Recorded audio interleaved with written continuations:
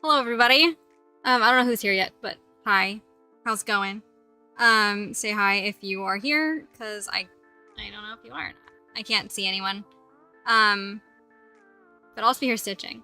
I switched cameras. I think this one's too much better. I just should have kept with this on, honestly, from the beginning. Let's see. Tighten it up a little more.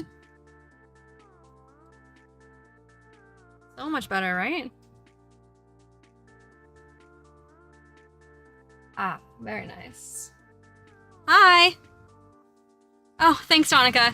That one, it like shouldn't have taken as long as it took, but we had to do like a deep clean of the van first, so it actually, I don't know, it was a lot of cleaning and then filming over 2 days. So I'm glad that you liked it. I feel like it's one of those ones that's gonna be like some of my cross stitch videos where it'll just get like a steady stream of views over lots of time.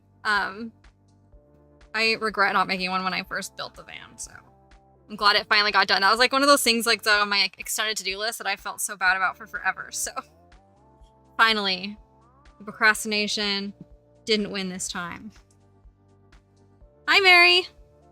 How you doing? I'm trying to part my hair on the other side today because it was flat on the side I had it on, but I feel like I keep wanting to go like this because that's how I usually have my hair. I'm trying to do the other direction, so I feel like everything's backwards. How's everyone doing? What are you working on? Donna, are you still working on your shawl? Mary, I can't remember what you were working on. You'll have to remind me. I am working on, I think this is the same one that I was doing last week. Hocus Pocus.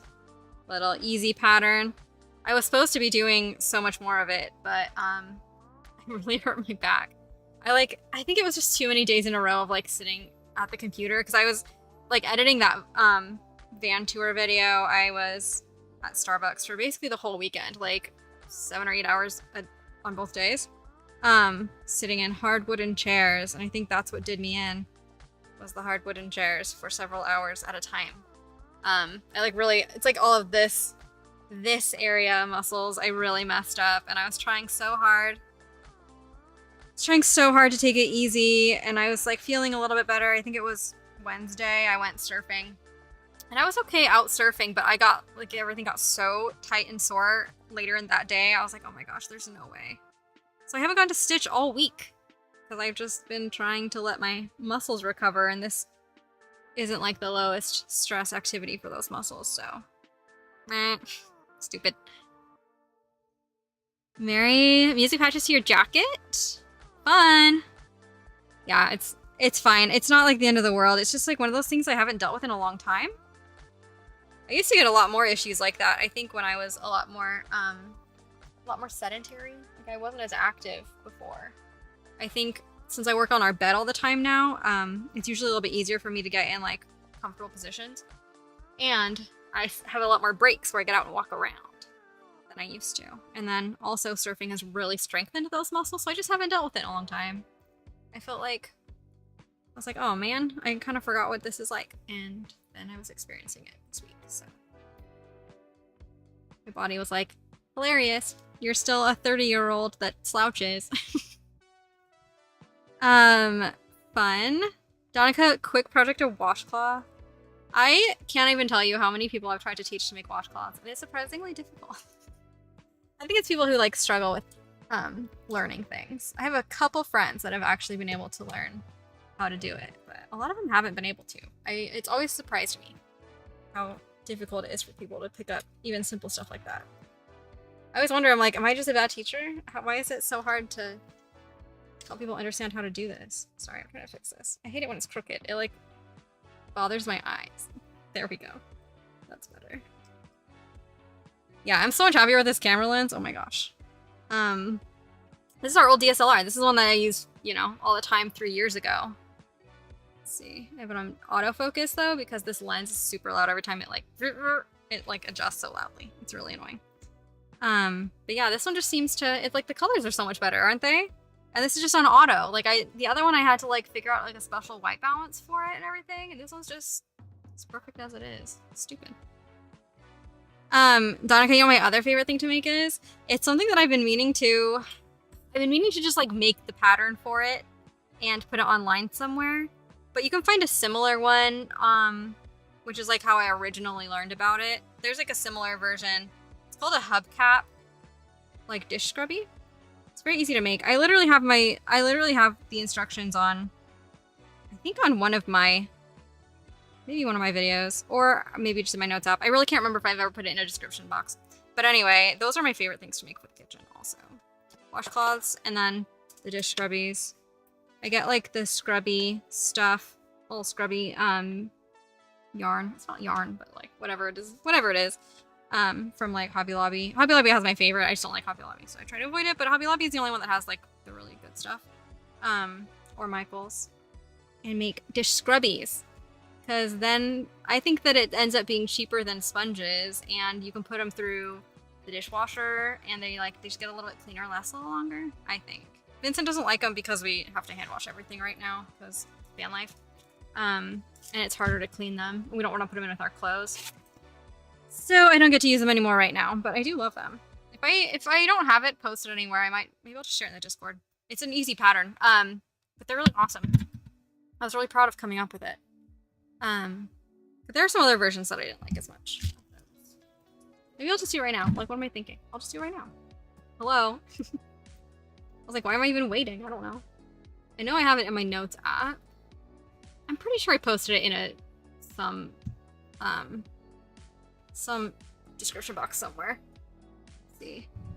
Hubcap. Yeah, hubcap dish scrubby. Here, I'll share it in the Discord so you can just have it if you're interested. I know you didn't say you're interested, but I'm just going to share it anyway. While I'm thinking about it, because I will forget, and I am so bad at checking notifications for things. Yeah, I did not surf today. I've only gotten to surf one day this whole week because of my back issues. Because they really popped up like Monday. So Tuesday I took off, and then Wednesday I tried to go, and then it just made it worse. And so then that's why I had to push back this stream yesterday. So I'm so tired of sitting around. I can't even tell you, I miss it so much. And I actually did have a pretty good surf sesh on Wednesday. It was pretty good earlier in the day, and the waves were just long and rolling, so there's like plenty of wave for everybody. So even though we were like kind of off on the shoulder away from the peak a little bit more, it was still like really nice. Yeah, I only got to go that once. Vincent had a poopy day that day. He didn't catch a single thing. He was so frustrated. I was feeling so bad for him. I feel like that happens every once in a while. It's like as you're learning and getting better, you're trying new things, and then sometimes you forget, like your body kind of loses the muscle memory of like what worked really well earlier on, and so then you're like trying desperately to do the thing that you did before, but like you just can't quite get it right, and it's stressful because it's like if a wave comes, you want to catch it, but then like you miss it every time when you're trying to figure it out. It's very frustrating. So I was feeling for Vincent. I had a better day that day. Vincent struggled. Let's see. I'm just gonna toss it in crafting conversation. There. Because why not? Okay.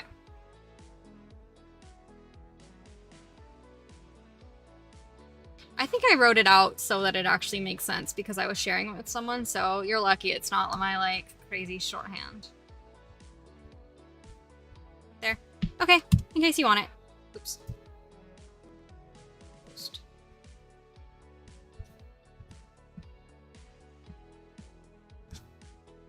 Please post. There we go.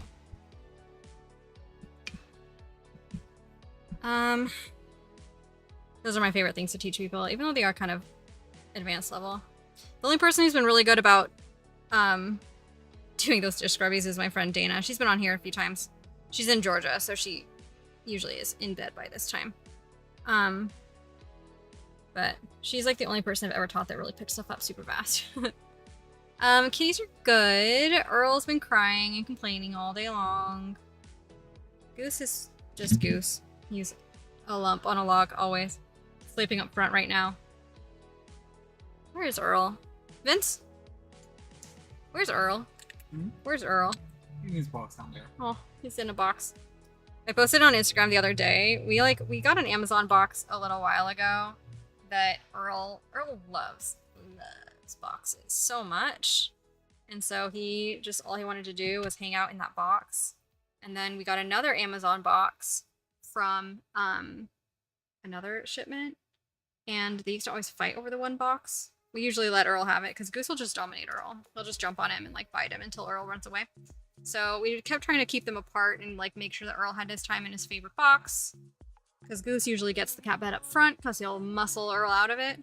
Anyway, so when we got that extra Amazon box, that was great. So now we have 2 boxes floating around our tiny van that they sleep in all day long. Doesn't matter where we stick them, on the floor, anywhere, they'll like go and sit in them. It's very funny. Earl got a new box today because Vincent went to Costco. So there's like this one that's about the size of like the 24 pack of eggs that they have at Costco. It's like about that size, and Earl like fits perfectly in it. He just squishes into it. It's super funny. We got Costco pizza today for dinner. What are you guys having for dinner? Or did you already? You probably already had dinner. But what are you doing?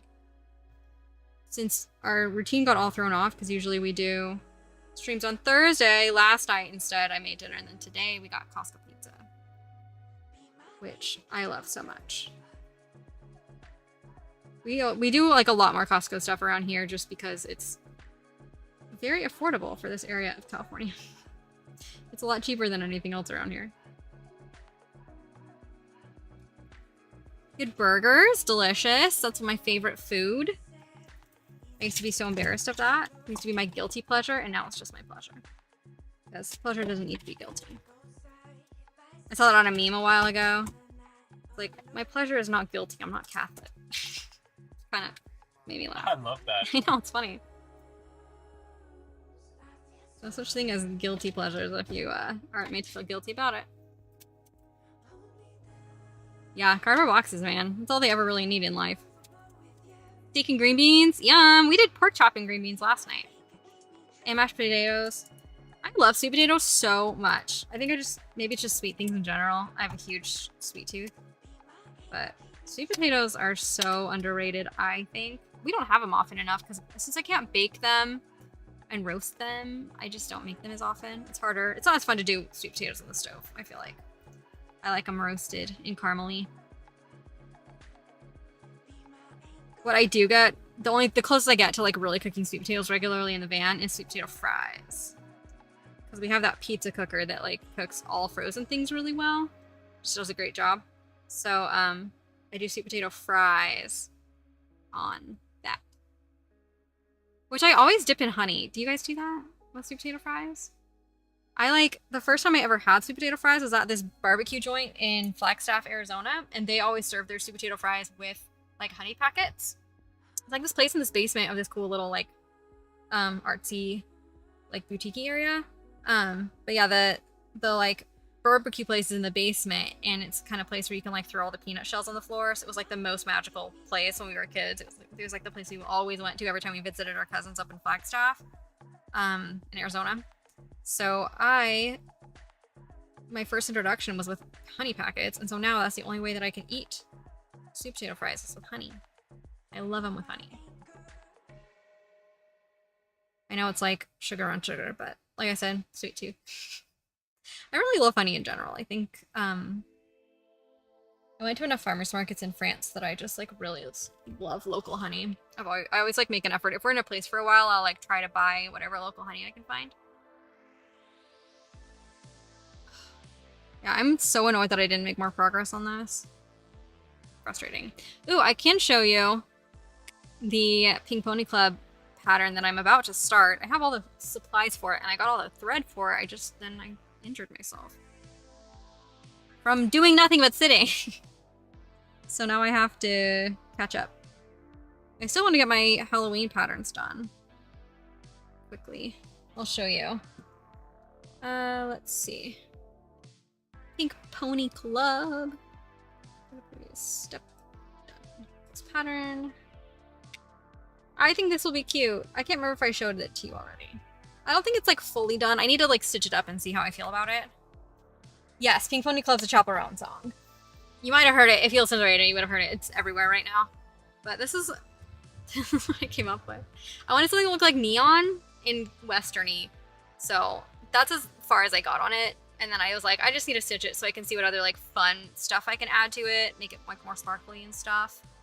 But I think it'll be cute. I'm hoping it'll kind of look like neon lights. It was really hard to do neon and like keep it simple. I try to keep things under like 10 colors. This one's only 1, 2, 3, 4, 5. It's only 5 colors actually, so I did pretty good on that. But I think it's cute. Isn't it fun? I love it. The other thing I've been working on nonstop is enamel pin designs. I found a supplier that I think will be good, and there's a few pins that I sourced from other people, like I didn't make them myself, that I'm so excited to like actually make. Okay, good, Mary. I'm glad that it does.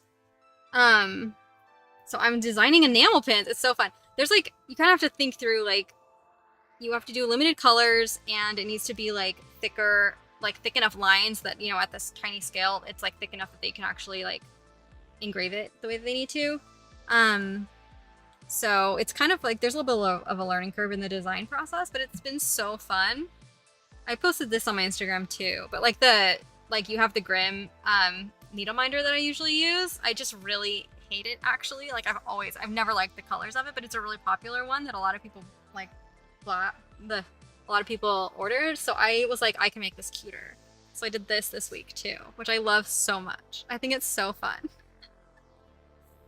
I need to see if I need to change anything for enamel purposes, but I just think it's so much cuter. The other one's like gray and brown, and the teacup is so round. I feel like this reads way more as like a teacup, and it kind of reminds me of the teacups in like that Dolores Umbridge uses because it's pink. I don't know. I think it's cute. And then I've also been working on the Taylor Swift Lover House, which this is me working on that, a whole nother thing. I love the Lover House is another really like popular pin that I have, and there's a few of the colors that I've never loved. Like I don't know why the pin designer picked the colors that they picked, so I just have been working on redesigning it to make it more what I think is better. And I think it's super cute. Here's like I have a couple versions that one I just showed you is for probably more for like a sticker or something. This one's like the pin design. You just have to be so limited with your lines. Also, that isn't supposed to be overlapping, but I didn't fix it on this one. But yeah, I think it'll be cute. I did like a mock-up of the colors quick today. They're all too dark. I need to lighten them up a little bit, but that's like from the actual music video, Lover House. So super fun. That's what I've been doing all week since I've been kind of stuck in bed. It's just drawing because I could be more comfortable. I started working on like Luna Lovegood's like glasses too. The I can't remember what they're called. Something Spectre Specs or something. I can't remember. Yeah, that's literally all I've been doing this week. Instead of stitching, drawing.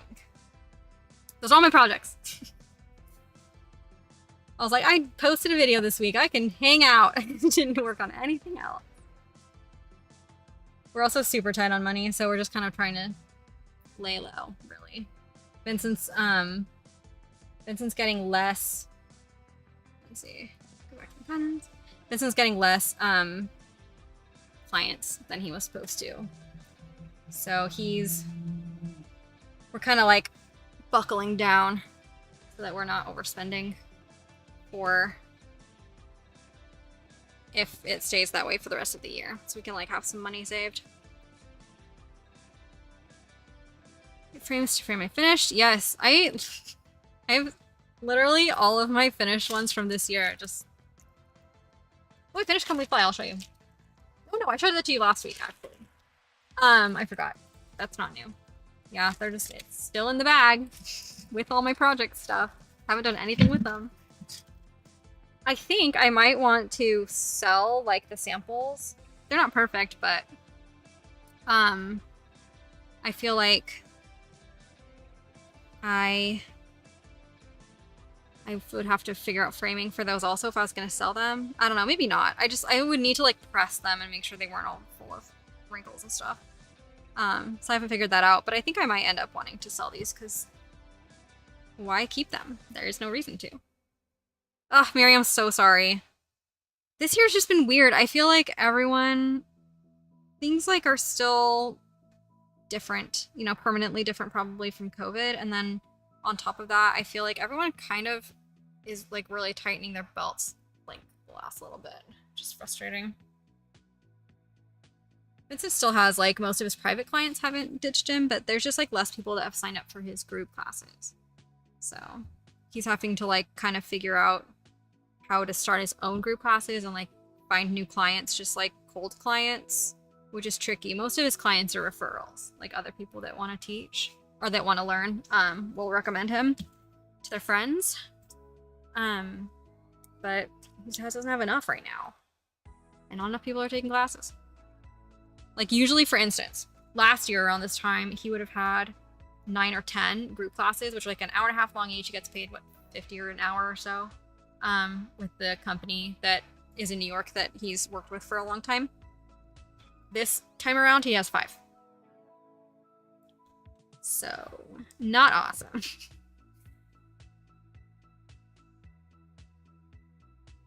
Nice. Lemons. I love lemons. Ouija board. What was the other one? I love it. That's so fun. Hi, Lauren. Nice to see you. I am using 3 threads. This is 14 count. I probably should be using 18 count because this is a sample that I'll use in Photograph for my own pattern later on Etsy. So I'm using 3 threads to make sure that they look really nice. So they photograph better. I didn't do that on the last one I did, and I was kind of regretting it. So this time around, I'm using 3. And I really should just be using 18 count fabric, and then I could use 2 threads, but here we are. Also, Lauren, what are you working on? Let me know if you're working on anything. I just assume everyone is, because I don't know why else you'd want to watch someone cross-stitch unless you were also doing something crafty, generally. Yeah, Mary, those are super cute. Let me know what you end up doing. I literally I've never professionally framed a single project of mine. I've just done it myself, and you can tell none of them look that great. Like, it probably would have been better to like have them sent off, but I just never have. So I feel like I'm out of my element with that. I'm good at making them, and I'm good at designing them, and I'm not good at the final steps of like actually displaying them. I have some really cute ones that I did, you know, like 3 years ago when I was first starting to do cross-stitch on YouTube that are like the Star Wars one from like the video that I have that has tons of views. People still ask about that pattern. I had to go find it on the internet because the shop has their own website now. They're not on Etsy, so I had to go find it for someone the other day. But yeah, that one. And then I have like a couple different ones from Lord of the Rings. I want to start doing more video game ones, honestly. I haven't looked, but now maybe I should just make my own. Truly. I was thinking about designing one for Horizon Zero Dawn, which I love, just because it's pretty. Like the landscape and stuff from it's pretty. Hogwarts Legacy I've been playing this week while I've been feeling not good. We set up the PS4 right here next to the bed because I have an outlet right here. So the PS4 is literally right here, and then we have a second screen that I just have like right where my computer currently is, and I can just lay down and just play Hogwarts Legacy. That's what I'm doing every night, because usually I'm doing like knitting or stitching or something, but like holding a video game controller is so much easier on my bad neck where I can lay down. So I've been doing that, and I forgot how much I love it. I really love video games, actually. But I'm a creature of habit, so the same way that I'll watch Twilight every single month over and over again for my whole life, I'll also play the same video game over and over again. And just to be in that world, and well, maybe a little bit of escapism. Vincent is baffled by it. He's like, you have the whole world of video games. I'm like, yeah. I've played Horizon Zero Dawn probably 4 times all the way through. And I'm almost on Hogwarts Legacy. It's been that game is so freaking huge. I don't know if any of you guys are interested in video games at all. I'm just chattering about whatever I've been doing this week, because it's not what I've been usually doing every other week. But yeah, Untwist. I have just been playing, and I'd been playing Hogwarts Legacy at the very beginning of the year, and then I finished the main storyline almost all the way through, besides like the House Cup and preparing for your owls, like the very end of the year stuff I didn't do, but like the main like Ancient Magic storyline I'd finished. So I kind of took a break, and then I came back to it, and I was like, I'm a completionist, so the game is dangerous for completionists because there's literally so much to do. Like if you haven't played it, you basically are like, you're a student who's arrived late, and so Professor McGonagall gives you like, and this is not Professor McGonagall from the books. This is Professor McGonagall from the 1800s. Anyway, she gives you like extra assignments to help you catch up. So like you have to go to several classes, which is fun, and learn all the spells, and then you have to do this thing with like they call it a field guide, where like they want you to get to know everything. It's like extra assignments essentially. There's literally hundreds of field guide pages to find like all over the world, and the world is huge with so many like little villages. There's field guide pages and like collection chests in every single village, and then so you're like going around hunting for all of those. There's several like secret like big puzzle journeys inside Hogwarts Castle that you have to do, and then there's like an absolute shit ton of combat, like literally like killing like 60 trolls. Like trolls are not easy to kill, especially early on in the game. You have to kill like 60 trolls and like 150 spiders, and like it's like a huge amount of stuff. And on top of that, you have to like win these dueling feats while you're in combat. So it's not even just killing them, it's like killing them using like special combos and stuff. It takes forever. And because I didn't pay enough attention at the beginning of the game, now I'm having to just grind some of that stuff at like battle arenas. So literally all I've been doing this week is like laying around and just killing trolls and dark mongrels and spiders and like evil dwarves. It's all I've been doing. I've been like watching true crime while I do it just because it's too boring to do on its own. But I have to finish it. I have to find all of the collectibles. I have to do all the things. You can't take your owls until you've completed the field guide, so I have to finish it. I want to take my owls. Ah, Mary. Get frames from Michaels. Oh, thrift store is a great idea. I feel like if you can, if you have a thrift store you can frequent, then you have a good opportunity to find like much higher quality frames than really what I'd be willing to spend on all of my cross-stitch projects, because I have so many. I think I've done that before. I can't remember. I know my mom has. One time my mom bought this big painting from Goodwill, and she had like something else she wanted me to paint over it, so I just literally painted straight over it on the canvas. Let me show you actually. I thought it turned out really cute. She had like a floral style that she wanted me to do, so I did it. Let me see. That was before Vince and I got married. It was right after they moved into this new house. Would have been forever ago. Donica, good to know that Michael did a good job. Cool. I always feel like I want to do like the matte around the edge and like maybe not have glass on some of them at least. Which is why I feel like I should probably get it done professionally, because I don't really know what I'm doing. Let's see. Actually, no, I can't remember. I might have. Maybe I did do it. I can't remember if I did it in 2018 or 2016. That painting. I don't even need to look this up. I just always remember stuff that I enjoyed doing when I did it. I think I did it 2016, honestly. 2015? Anyway, I think that's a fun way to do stuff like that. Oh my gosh, all my old art. From college. A lot of mine are pretty small too, Mary. A lot of the ones I design are really small. I think that a lot of them would probably look just fine in a hoop. I just haven't done it because I don't have anywhere to put them right now, so I'd rather just leave them flat and not framed, because they're so much easier to deal with when they're not framed. Easier to just put away.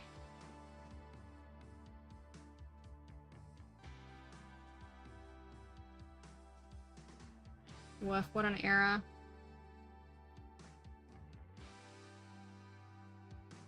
Donica, I feel like they always have those. I see those, let me see actually right now. On their app, they always have like 20 or 30% off everything. Or like one item or whatever. They always have something. But a lot of times they have up to 70% off framing. I've seen it really cheap sometimes. pretty frequently actually, and I go to Michael's a lot. Oh, 30% off all regular price purchases online only right now. If you need to order anything, then just like pick it up in store or have it delivered. Get 70% off all custom frames. That's what's going on right now at Michael's. Let's see. Yeah, 70% off all custom frame collections valid through the 22nd. That's good to know. I love Michael's coupons. They have the best coupons. They always have something, I feel like. Mary, I love that. You know I love a gallery wall. I had a gallery wall I loved so much in New York. And then that one that was like a floor to ceiling collage wall. I love having it. It's one thing I really miss. I'm like starting to feel like I miss a house sometimes. I mean, I always feel like that. There's just always inconveniences, but like especially I think around the holidays, I always start to think like, I want to decorate. I miss decorating. I kind of miss having like a good office space too. That's the clincher with us ever. We will in fact be moving into a house at some point in the next several years. But that's the thing I'm always thinking about. It's like I don't even want to move into a house unless I have a really good office space and like plenty of room to hang all my stuff. Have it on display so it's not just in boxes. Because even in New York, I just like didn't have enough wall space for everything. I need bigger walls. Cute. I want to see that one, Mary. Will you take a picture of it and show it to me? Because that one sounds really fun. And if you know where the pattern is from, or if you made it yourself, let me know. I love witchy things. That's what I want to be designing my own of more. I have a lot of fandom stuff right now, but I really want to do more like my namesake, Bewitched Citry. Do more magic-y witcheries kind of stuff. I still really want to do like a Wheel of the Year series with all 8 Wheel of the Year holidays. And do a bunch of tarot cards. I think it'd be fun too. Excellent. I want to see it.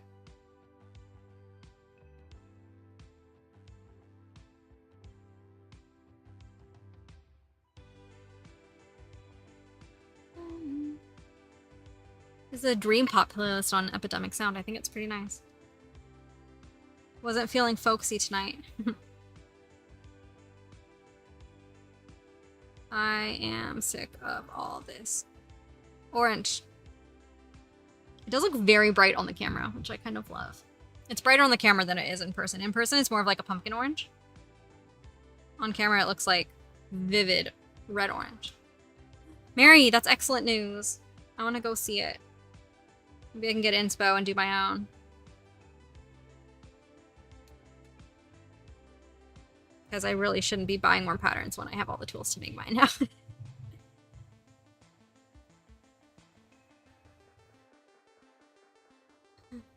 Let's see. What else is new? I've just been watching a lot of stuff, honestly. Because I've just been kind of stuck laying around and taking it easy. So doing more drawing, which means I've done more watching of things also because it doesn't require my ears the way that like video editing and stuff does. So I'm watching a ton of true crime. I literally am starting to run out of true crime to watch on Netflix. Like I don't have enough to watch every single, like I'm starting to realize that like I keep clicking on ones that I think I haven't seen and then I'll start it and be like, oh, I've definitely seen this. It's just like, it's old enough that it doesn't, like it doesn't show that it's been played on Netflix anymore, but like it has.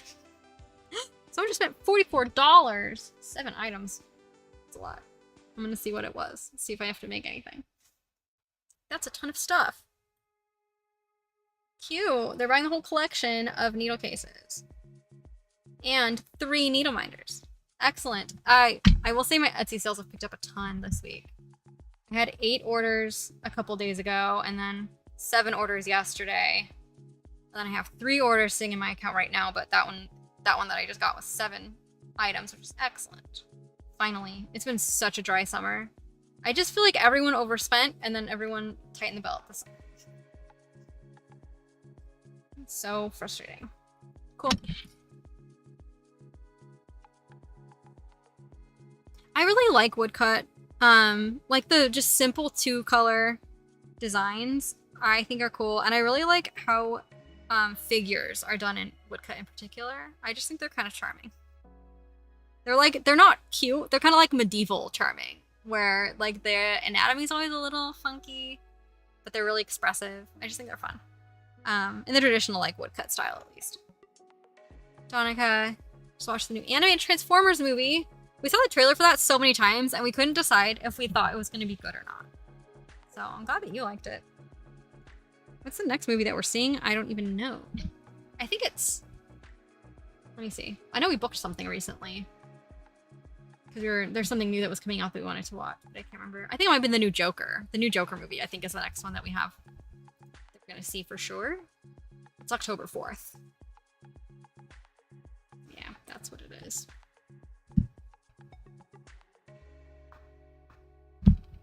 That's the one.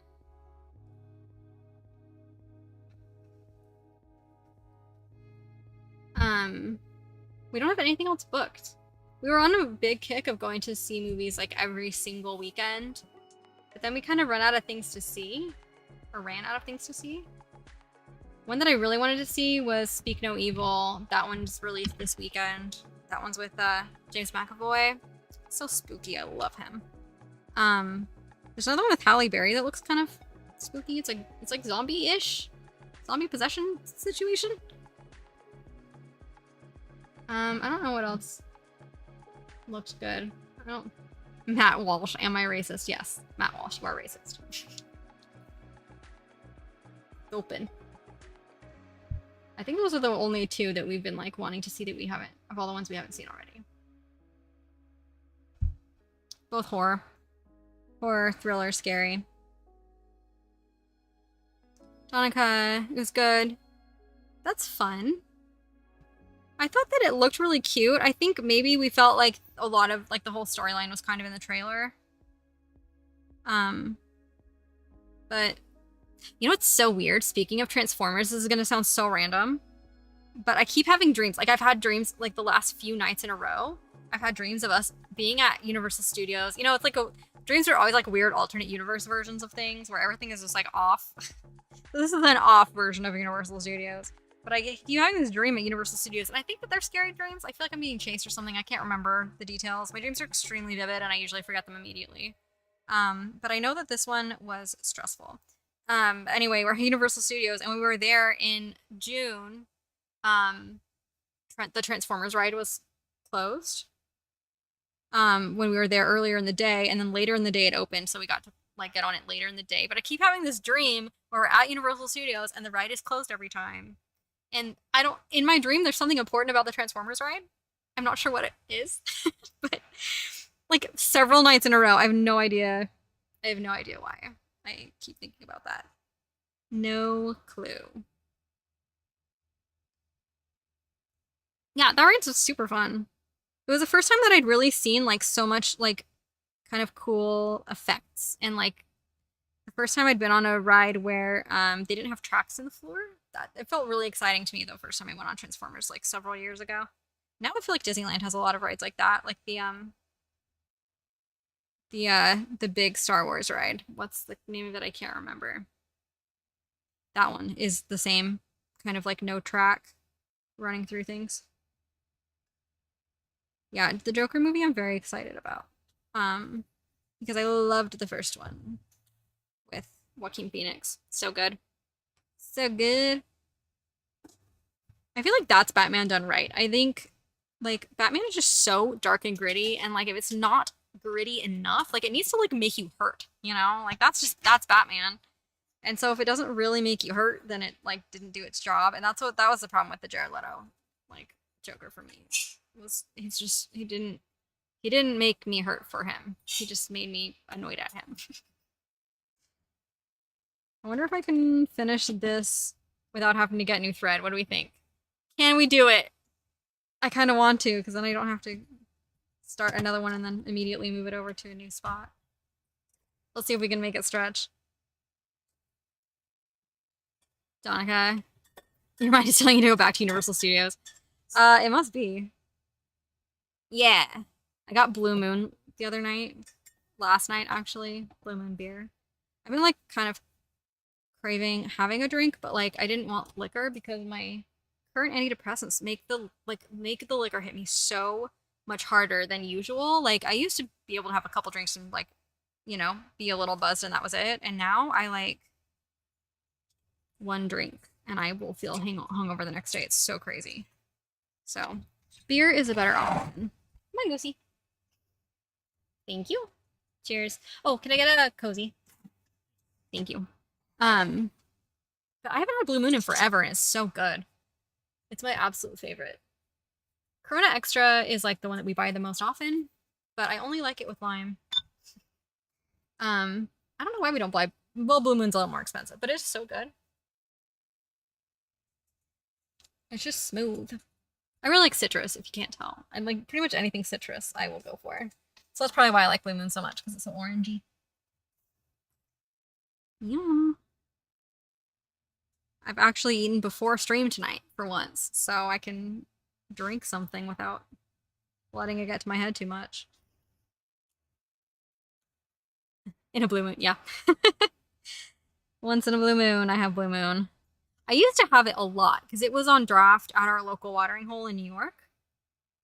Tryon Public House, my most favorite place in the world with the best like truffle burgers and fries you've ever had in your life. The best, like hottest, freshest, crunchiest, and also soft in the middle fries ever. I just love that place. But they always had Blue Moon on draft, and so like when we first barely started to learn about drinking in general, that was one that we used to get a lot just because it was one that we like learned about early on. It's probably one reason I like it too. It just feels like familiar. Let's see.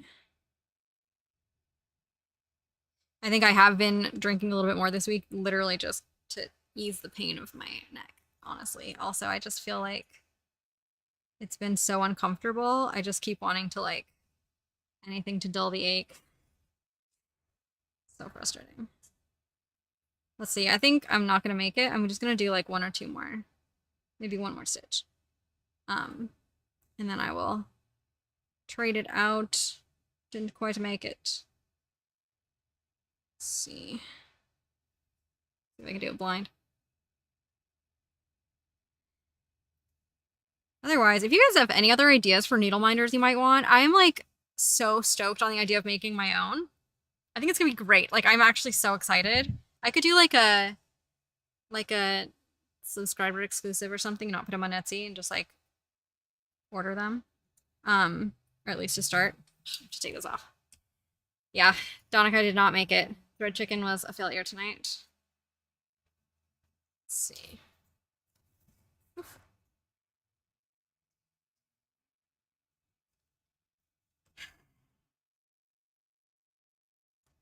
So close, and yet so far. Okay. Probably get the other ones started while I'm here.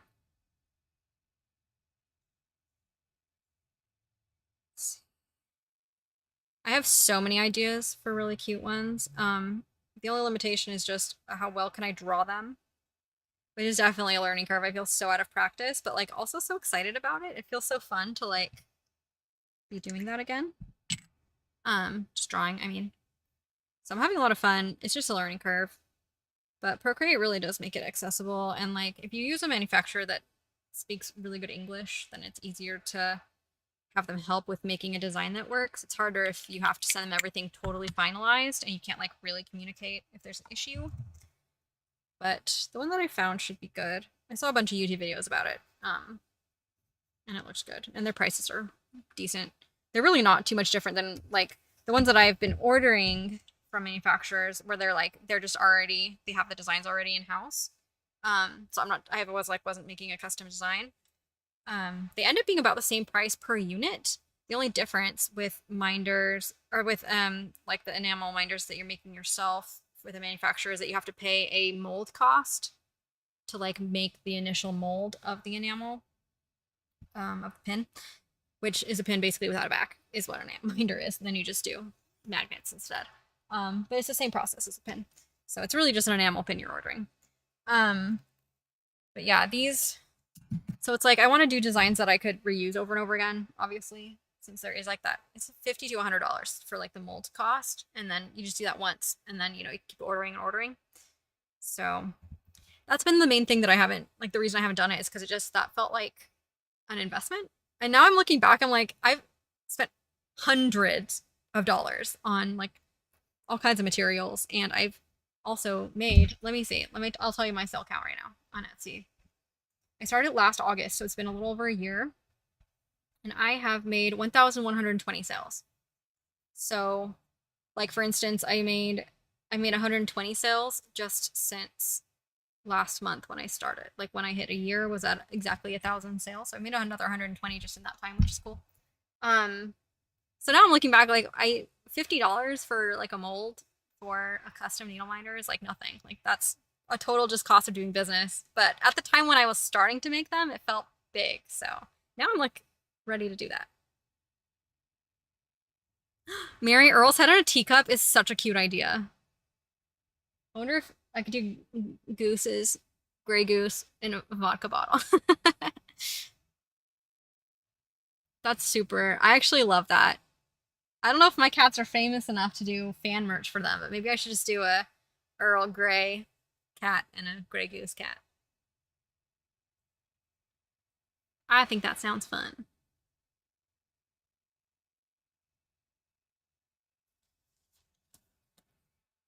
Cute. Okay, back to stitching. This needle minder is one that I have discontinued on my shop, but I really want to make my own version of it. This one's like, it's soft enamel, which I kind of hate soft enamel, especially for needle minders. I hate soft enamel. I have a few that are soft enamel that I don't love. Um, this one I'd love to do my own version of though. I think it's so funny. I kind of miss having it in the shop. I just one like it wasn't selling fast enough to warrant me reordering it when we were going on the road for the second time around. I didn't want to like have it on hand anymore. But it's a Edward if you can't tell. I don't know how fluent everyone else is in Twilight, I forget. Surfboard I do need to do some like California and surfing related ones. I feel like they'd sell really good. I've been really wanting to do like um a cross stitch pattern of like all of like the local beaches. I see artwork for that all the time in the local shops. I think a cross stitch pattern of it would be really cute. I have a sticker of it actually down down there somewhere. Of all the local beaches. Okay. Needle minder's medal. Cartoon cat with big eyes and a knife and smile. You know what? I feel like, did you get on Etsy? I feel like I've seen a few iterations of that. The first needle minder I ever bought was, it was like an enamel minder and it said feeling stitchy with like a needle and thread. Or feeling, no, not feeling stitchy, feeling stabby, I think is what it was. Now I can't remember. I think it's feeling stabby. That makes more sense. I swear I am borderline dyslexic. I forget words all the time. But then I have never not had one because I love them so much. So it's really fun to make my own. I just want them to be like relevant and funny and not just like I don't want ones that are like too classic. So like I love the idea of like Earl's head in a teacup. Ones like that are fun. Because I feel like for me, I like needle minders that are like kind of like accessories like of your personality more than like necessarily cross stitch related. I like them to be other things related. I think that's more fun. Yeah, Miriam, I definitely have seen that one, I think. There's a lot of true crime related ones that use like true crime related shops that use that kind of design with like a cat and a knife, I feel like. Okay, let's see. Now where do I need to go? Now this is like almost off camera. I feel like I've done so much. Let me show you how far I am in this pattern. I feel like I've done so much already. I really don't love color block patterns. Why did I make this? That's all I've done. The darker bit. I have so much more to do. Kill me. So much more to do. Let's see. I think I'll like work around these words also. Van life. That's a great idea too. I actually know a few people that like stitch, and live in a van. That is something that I didn't think existed, but there are a few other people that I've met that are like that are crafty but like live in a van. So maybe I should do that. You guys are giving me really good ideas. I need to like write these down. I'm gonna forget them. Let's see. Just that. Better. Maybe actually I will just try not to flash you. This shirt is like really cropped and it is loose, so I can't tell where it is sometimes when I'm like moving around. I'm gonna zoom out a tiny bit. It's so easy. I really like this camera. Why did I use the other one? Floss bobbin. That's a good idea. I could do one that's like fun colors, and then that would make it cute, I think. Yeah, Donica, I think it will look good. It's like those one of those like satisfying where like it feels good because it's so uniform. It's just boring to make. Let's see. I have to figure out where I'm at. I've been doing it in blocks of 10 because there's just so much of it. 1, 2, 3, 4. I think that's 10. Maybe. Maybe I should just do this. I'm gonna work my way over and then back, and then we'll go from there. I know, sorry, Mary. Those songs get so stuck in my head. They're so catchy. I have a bunch of other ideas for Chaperone. I just need to actually make the patterns. There's already a bunch of really cute ones on Etsy too. Like there's one that's it's like a cowboy hat, and then it has like tassels with like little seed beads on the around like the rim of the hat. It's a very cute cross stitch pattern. Yeah, Pink Pony Club needle minder is a great idea too. They do have like sparkle enamel and glow in the dark enamel that you can use for pins. So maybe I should do something like that. I also need to decide if I want to sell anything as a pin, because I do feel like I've had a few people make orders and then realize it wasn't a pin and like cancel it. I actually have sent someone the pin version of one of my minders also once. But I think I'm trying to decide maybe it would be a good idea to like also sell them as pins. Get double whammy for all the people who don't want a needle minder, but I can like maybe they could still use my design. I think a Pink Pony Club pin would be so fun. I'd have to come up with a really killer like logo like design, which I'm not like amazing at. I feel like that's a very more like graphic design than my kind of art, but I kind of maybe a challenge is a good thing. Maybe I'm ready for a challenge, art-wise. 2, 3, 4, 5.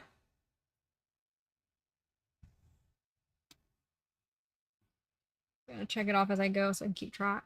I have to work around lettering now.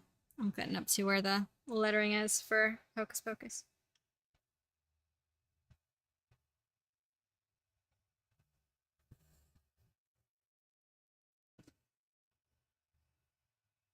There's some really cute Pink Pony Club tote bags and stuff too that I've seen. I tried my hand at making my own and I kind of hate it, so I'll show it to you, Mary. You can tell me what you think. Because it would just be like a print on demand, so it's just like I create the design and then like a manufacturer prints it up like as it's ordered, which is nice. It's less wasteful and it doesn't have to take up any space. Like I don't have to pre-order product if I don't know how many are gonna sell, and I don't have to take up any space in my van with product. But it also means I really need like a killer design because I don't get to mess with it in person unless I order a sample. 4, 5, 6, 7, 8, 9, 10. I'll show you like what I came up with. I think I have it saved in my like my print on demand account. I just don't love it. Like I'm not sure. Mary, it's so fun. Like once you get going, I think it's fun. It's helpful having all of the thread, like as many thread colors as you can have in person is like makes it I think a lot easier. It's so hard to get them digitally. Like they never look as good digitally as they do in person. But that's like the biggest hurdle I think. Otherwise it's like anyone can do it. It's so easy once you kind of figure out the program. Okay, let me see. Products. I have so many products that I've like started to make and then never actually posted. 'Cause I wasn't happy with them. Here. I did want to change one thing about this design. I wanted to make it, there's a circle on it. I wanted to make it a disco ball, but I didn't yet. I'll show you. This is what I came up with, but I feel like it's too much and I hate it. But I also really want to make a pink Pony Club tote bag. So like that circle behind the figure of the woman, I think would be a disco ball instead of just a circle. But I don't know. Still figuring out what I want to do with that. But it says featuring the Pink Pony Girl straight from Tennessee every Saturday in West Hollywood, which I think is very fun. So I'm thinking about it. I've started and stopped so many times.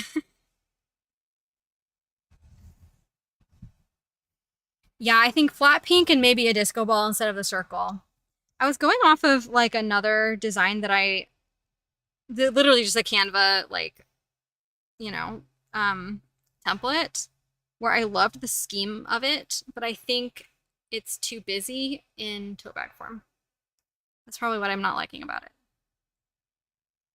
And I don't know about the black bottom. I feel like maybe it would be good to just have it all pink and not black on the bottom. I feel like the black makes it look kind of dated. I don't know. I go back and forth a lot. Okay, shoot. I forgot to count. I don't know how many too many. 1, 2, 3, 4, 5, 6, 7, 8, 9, 10. Okay, no, we're good. We Gucci. No, we're not actually. Just kidding. I didn't need to do this one. Want. I did one too many. I knew it. I'm gonna undo my needle and pull it out this way. I wanted to do something that looked like a neon sign, like a retro neon sign, but I realized I was like out of my depth. I need to like do so much neon sign research to figure out how to make that look good. I was like, I don't have time for this right now. I already do too many other things. I don't need to learn about how to make neon signs in graphic design.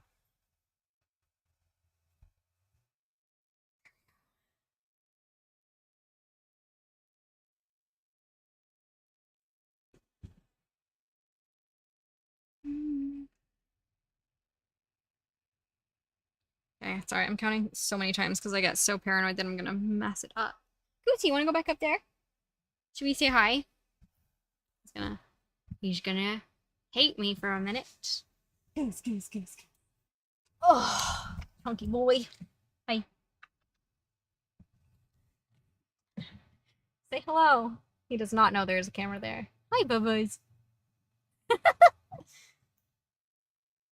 Okay, Chunk. Here you go. He's gonna go up and sleep. Back to his spot. Look how patient he is.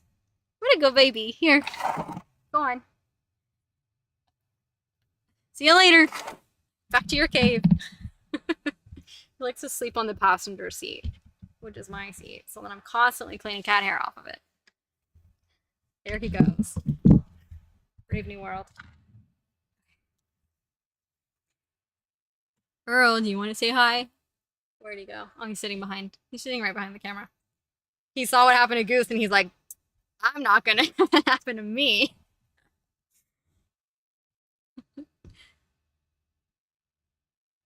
He's so silly. Earl! Hi. Come here. Come here. Come here. He's rubbing his head on the thing. So sorry if the camera's shaky. Goose or Earl.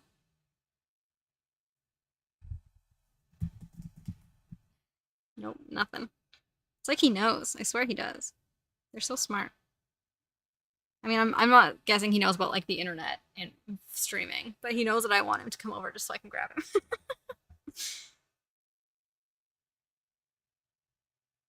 Okay.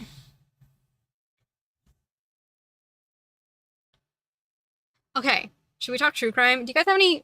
Do you have any triggers? I don't want to like talk about anything that's too crazy that makes you totally uncomfortable. But also, I've watched so many good ones lately. If you also enjoy a really crazy crime story, I have some good recommendations. Because I've watched so many. I've literally run out. I've started watching ones that I'm not even excited about. And of course, they always turn out interesting. Like that's why there's a whole documentary about it. But Gore stalking, great. We will not get into any of that. Um, let's see. One that I did that was, or one that I watched recently that was so good was Girl in the Picture. That is the craziest story I have ever heard. I won't spoil it too much, except to say that it starts with a a dead like stripper and her missing son, and it turns out that this woman has had 3 different identities, has married her father, and her son is never seen again. It is like it starts with just like, you know, hit by a car, so sad, where's your kid? And then you just like the details. Oh, and then on top of that, not only did she marry her father isn't her father. Her father kidnapped her. She's a kidnap victim from when she was like 3. Wild. So that one is like every single minute of that series is like, what the actual F is happening in this poor girl's life. That one's crazy. There's the one that I love that has really, really stuck with me. Yeah, Donica, it's insane. This guy is like horrifically gross and bad. He's crazy. Um, there's another one that stuck with me that's like about the Cecil Hotel. It's in downtown LA, like near Hollywood. Um, the hotel itself just has like a lot of like weird history. Like a lot of people have died there, which is kind of crazy.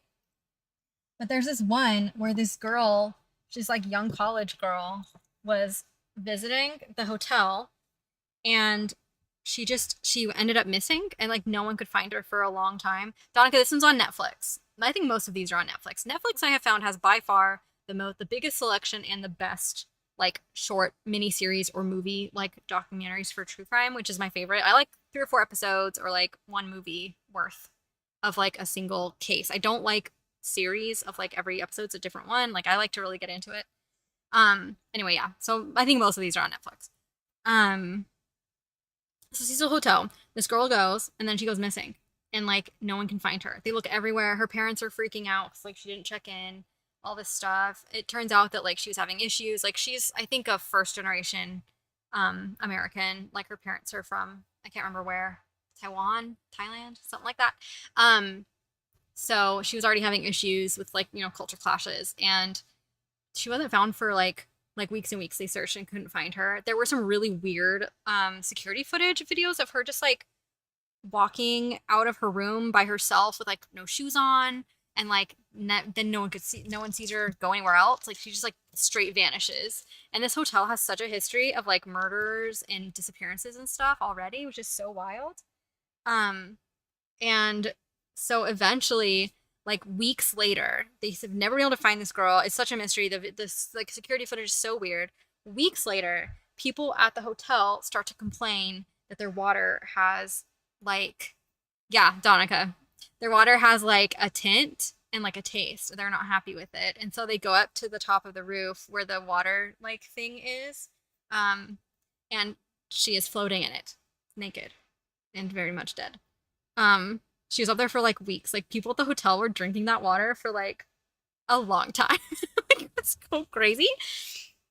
So people think there's like no one actually knows what happened because they couldn't figure it out based on her autopsy exactly what happened. But she did have some drugs in her system and she had been diagnosed. I can't remember what she had been diagnosed as. Was it bipolar or I don't think it was schizophrenia. It might have been bipolar.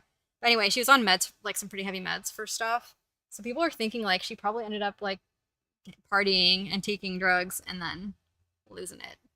Just so, yeah, bipolar. So crazy. I watched that one a few years ago, so I don't remember all the details, but like that one has really stuck with me. I think just because it's so spooky, like the footage of her is just so strange. Like she's just behaving so abnormally and like she was just alone there, which also that area is a crazy place to be alone at. I can't believe that she was just there by herself. That's like it's not a safe place for a young girl. Let's see. Oh, and then one I watched recently, this was called, what was it called? Something about monsters. The 24 Faces of Billy Menendez, something like that. I can't remember his last name. But that one's so crazy. It's like this is like basically the first like real documented case of borderline personality disorder and like split personalities, like full on split personalities. And this guy like basically there was like a series of rapes and no one could figure out they figured out it was him, but he had no memory of it supposedly. And he ended up like they ended up studying him like he became like an international star, like this whole news team from Japan like came and followed him around. Like he was like a or not Japan, France followed him around like he was like a big deal. And they all these psychologists were all getting in on it, and everyone was just like so interested in him. And like suddenly cases of like split personality like popped up everywhere because he was getting so much attention, and there was a book written recently about the same subject. So then like that psychologist who wrote that first book was like working with it, just became like this whole like media craziness in the 80s. Isn't it? And I think it was 1986. I remember the year my mom graduated high school, which was 1986, was like one of the years that I think he was caught or like one of his trials was or something. Anyway, it ended up like over time, like the story just got more and more crazy to where he had like 24 different personalities that like he talked about with these psychologists. And then he like went on the run and was like, it's so crazy. Yeah, DID. Um, it was like so then like everyone is really split on whether he actually had that or not. Um, no one was really sure if he actually had like split personality, if he actually had multiple personalities, if he like was making it up for attention. He was really manipulative and really like affable and interesting, and people gave him so much money and attention. Like Hollywood threw money at him, and he got a book written and like all this stuff that it would make no sense for him to like say that it was cured or it wasn't real. But he's either like brilliant, a like brilliant devious manipulator, or he just actually had one of the craziest cases of like DID in a really long time. So that was a really interesting one too, and it's all like footage from like his all of they did tons of interviews with him, and this is a lot really before they had a lot of protections for like victims and for people who are like suffering from mental illness. They did not have good protections, which means that he just got exploited so much. But it also means that we have a lot of footage from his all of his interviews, and like everyone like all these people that they interviewed talked about like his brother and his sister both talked about him. It was really interesting. That one was a good one too. He just like his personalities were crazy. Like they were so like different languages and accents and like all kinds of stuff. There's another one that's also a guy who was not telling the truth. What was this one called? The Confessions Killer, I think is what it was called on Netflix. So this one, it was this girl, like a series of people who had been killed, and they were looking for like potentially a serial killer, but they didn't have enough like evidence for anything to really know for sure. Um, and they ended up arresting this guy who had kind of a violent past, and he confessed to like a few of the murders, and then he started to say that he had done more murders. And like he got real close with like the sheriff, like the entire this was like the Texas Rangers actually. So this story is like crazy because it's like absolute blatant police corruption in a time before they knew how to profile serial killers. Like this was pre the FBI getting involved with that. So literally he just like he started confessing to murders, and then he like the confessions just kept coming and coming and coming. And then he started to claim that like he had done like definitely more than 300, definitely more than 500, like the most prolific serial killer to ever exist. Like he was just like saying yes to every single thing. And like the people like in the Texas Rangers, they claimed to like they were completely convinced because like he knew all these details that like they hadn't told him, and like there's no way, like he showed us where the body is, all this stuff. And he was interviewed by other like agencies and like had corroborating details, and so like people were really convinced. Um, but there's this one AG, I think it was, that was not convinced, and he started to like try to figure out what was really going on. And absolutely, the Texas Rangers, first of all, their interview methods were completely like off the wall, like not cool. And like they basically like befriended him. They'd hang out with an office and just like chat with him. And they ended up telling him so many details. Like they would show him a map and say, and like point to be like to where a body was found and be like, now, this body was found here. Were you ever in this area? And he'd be like, oh yeah, I was. And then a different agency would interview him to find like to see if the evidence corroborates, and he could draw the map.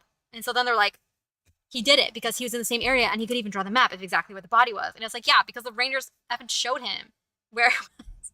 So there's like a bunch of stuff like that happened that like didn't come out till later. And this one attorney general, like he knew something was not right, and they came after him so hard. They destroyed his entire career. And like he ended up being on trial for things that he like didn't even do, for like an 80-year sentence is what he was facing, because he went after the Texas Rangers and said, hey, this isn't right. Like the thing is that they were closing all of these cases. So like, well, I think they closed like 200 cases, 200 murders of young women. Actually not of young women, of people of all ages. That was the problem. It's like it's not in like the social, like the serial killer profile to like, you know, do so many random, like there was absolutely no like through line to it. So yeah, this was in the 70s. So literally, yeah, this guy confessed to hundreds of murders. They just kept showing him evidence and being like, is this you? And he'd be like, yes. And so then they would just close the case. And so all these families thought they were getting closure. And then it turned out that like, no, the Texas Rangers were just feeding him that information. This AG went after them. And so they came after him, and he ended up losing his entire career and like everything. And yeah, the crazy thing about it is that all of those cases have not been reopened. Like the Texas Rangers will not open them and take another look at them, even though like we know now that like he didn't commit all those murders, and he actually died on death row, like desperately trying to save his life, saying like, I didn't do this, like I was manipulated. And he was like a really like a low IQ, like very like uneducated type of individual. He just was really likable, and like he got along with this the lead head guy at the Texas Rangers. And so he just, you know, the longer he confessed, the more they kept him out of prison. The longer he confessed, the more that he was getting to hang out in the office with all these people and not sitting in jail for the things he actually did do, which was not 300 murders. Anyway, yeah, it's the craziest. I had no idea. And so there's like at least a couple hundred cases that are closed saying that he murdered them, and he definitely did it. Like there's no way that he did that. And he died in prison claiming his innocence, and the Texas Rangers will not touch it. They don't want to deal with it. And that AG ended up having to open a private practice because he could never go back to like the job that he had, because they destroyed his whole career and his marriage. Crazy. Ooh, the Menendez brothers. Yeah, I think that's a new one on, let me see. I just saw that. I don't always love like the dramatized versions of things. I don't mind them, but like I like more just like the straight like interviews and stuff. Let me see. What was it called?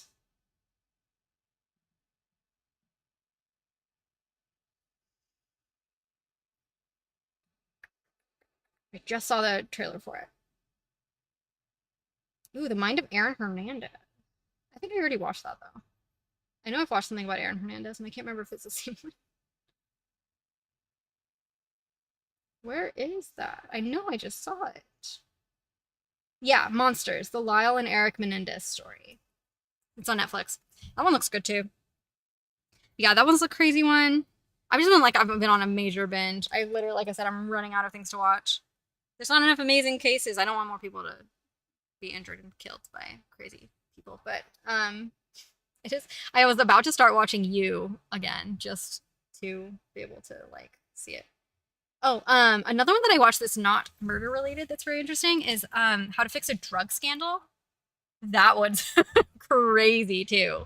It's basically like this gal who became a drug addict and was essentially just straight taking all of the proof, like the pure samples that they have of heroin and meth and all these different drugs.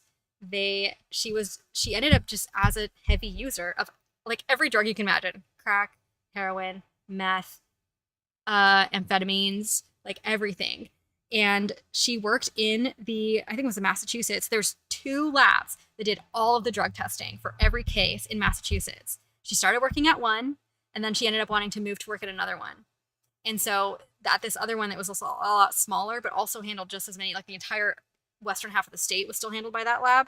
She literally was on active, heavy drugs for every day of like years, like 6 or 7 years of work at least. And no one knew.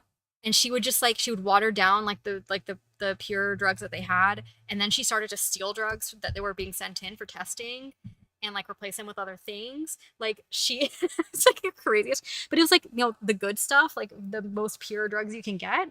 And so it's almost like it didn't do as much harm, I think, to her like mentally, like as like drugs that you get on the street that are mixed with like fentanyl and other things that you can't control, that you don't know about. She could test every one to see how pure it is before she took it.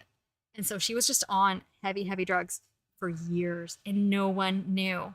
No one knew until finally there were a couple like drugs that went missing from a case, and they were looking in her area in her lab to see what's going on. That lab had so many issues too. Like, it's shocking. Like, for only 2 labs in the entire state, all the drug testing, all of these cases that are now like defunct, like aren't good. Like all of them now, she's consumed the drugs on a lot of them, so they cannot retest them, and like they have to throw out case after case after case because of her. It's like great, like thousand, like I think it was like 15,000 cases or something crazy. So that was another really good one, because I thought it was cool because you got to see more of the justice system, and they don't have video footage of her case, but they literally like recreated it with an actor with the whole transcript of her case, of like her trial. So it's really interesting to hear like her story and like how she talks about her use of drugs and everything, like how it started and what was happening. And then also like how lax the rules were at this lab is shocking. Like, she had never had any supervision. She was picking her own cases to test. So she was getting to choose which drugs she was testing in the first place, so she could just have her pick. So crazy. Yeah, Donica, it's incredible. Like, so many drugs. I don't think I've ever heard of someone taking so many drugs so consistently like that. For her brain to not be even, like, her brain isn't even as adult as I think it would be. Like, it's insane. That's a crazy story, too. That one was fun. Otherwise, I also really love watching trials, like, on YouTube. Like, whenever they're streamed, I will watch them. I think it started with Depp v. Heard. That one was obviously, like, everywhere, but I just watched, like, the whole thing start to finish on like some civil lawyers streams where they could like explain things as they went. And I just found it so fascinating. Like, I don't actually have a lot of opinions about, people feel so strongly about Johnny Depp and Amber Heard. I think that they both suck, and I think that the trial showed that. But man, the lawyering in that trial was so amazing to watch, and like especially Johnny Depp's lawyer. Holy moly! Like it was like watching a actual like action-packed movie during that whole trial. So I think that made me like really fall in love with it. And then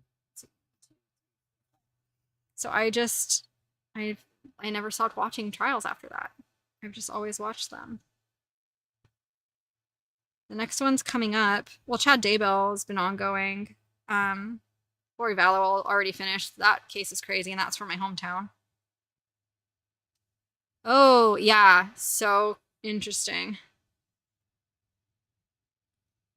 No, I think that almost counts as a trial. It's the same kind of thing where they're like reviewing evidence and discussing what happened and sharing eyewitness testimony, and like I think it's basically the same thing for all of us layman viewers. That's super interesting too. 1, 2, 3, 4,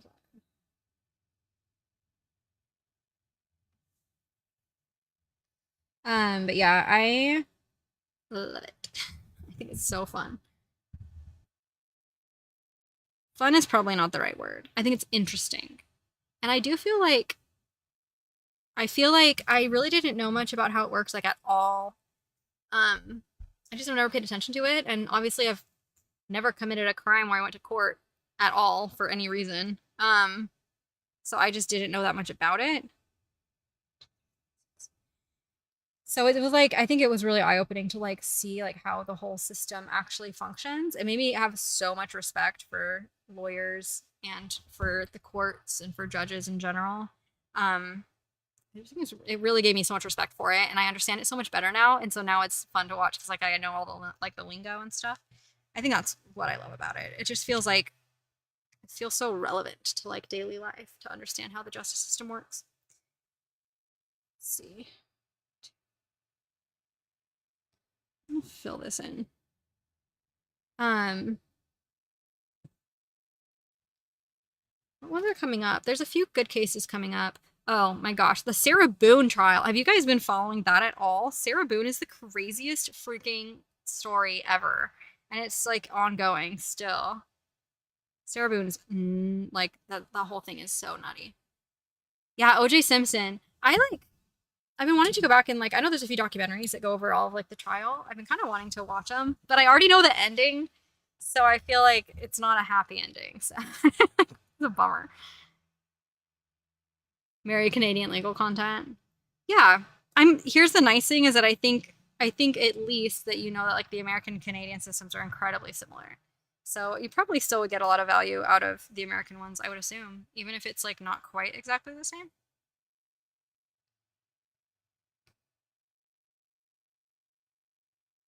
Yeah. Okay, Sarah Boone, you might have heard the story. I'll tell you what happened.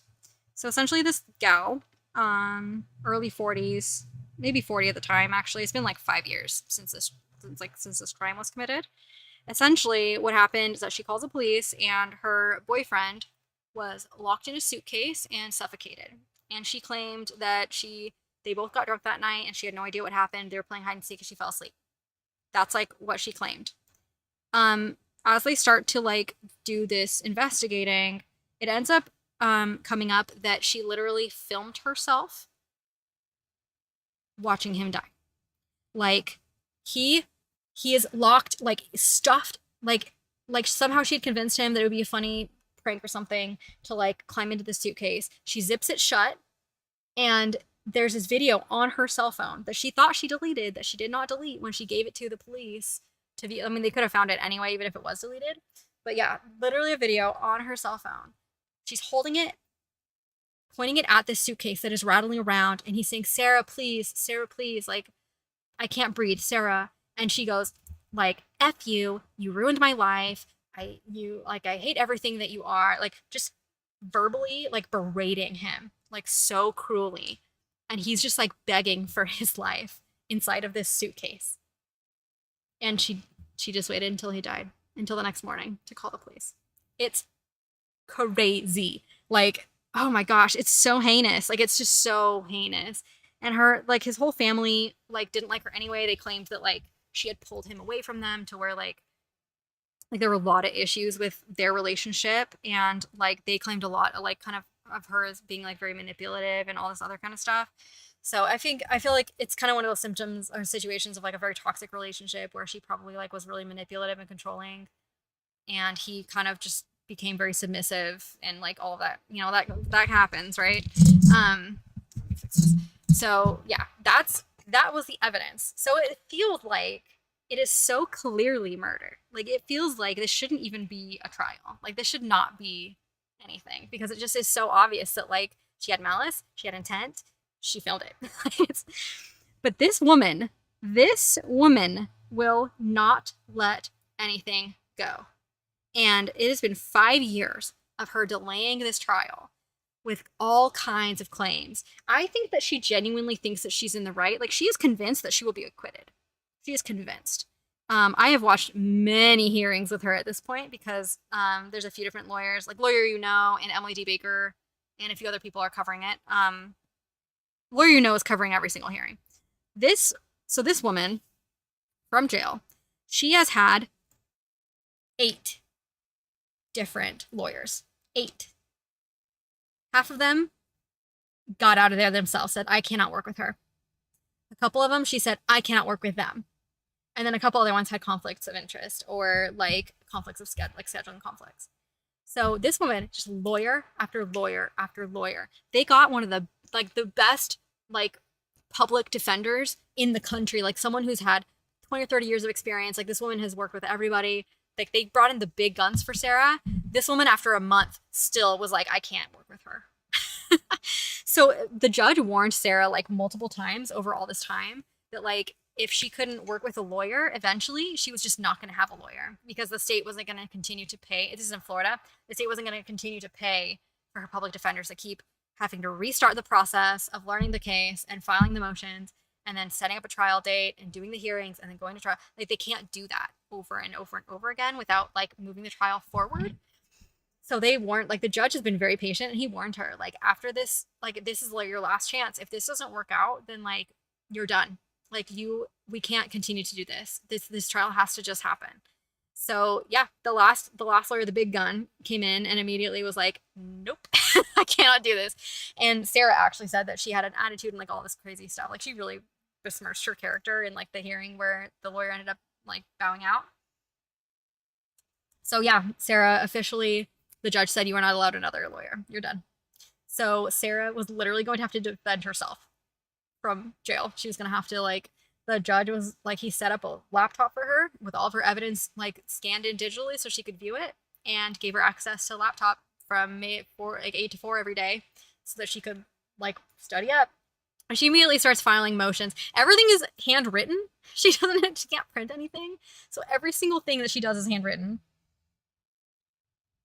And she's always complaining about like the public getting involved in her business and everyone knowing everything that's happening because all the hearings are like televised or streamed.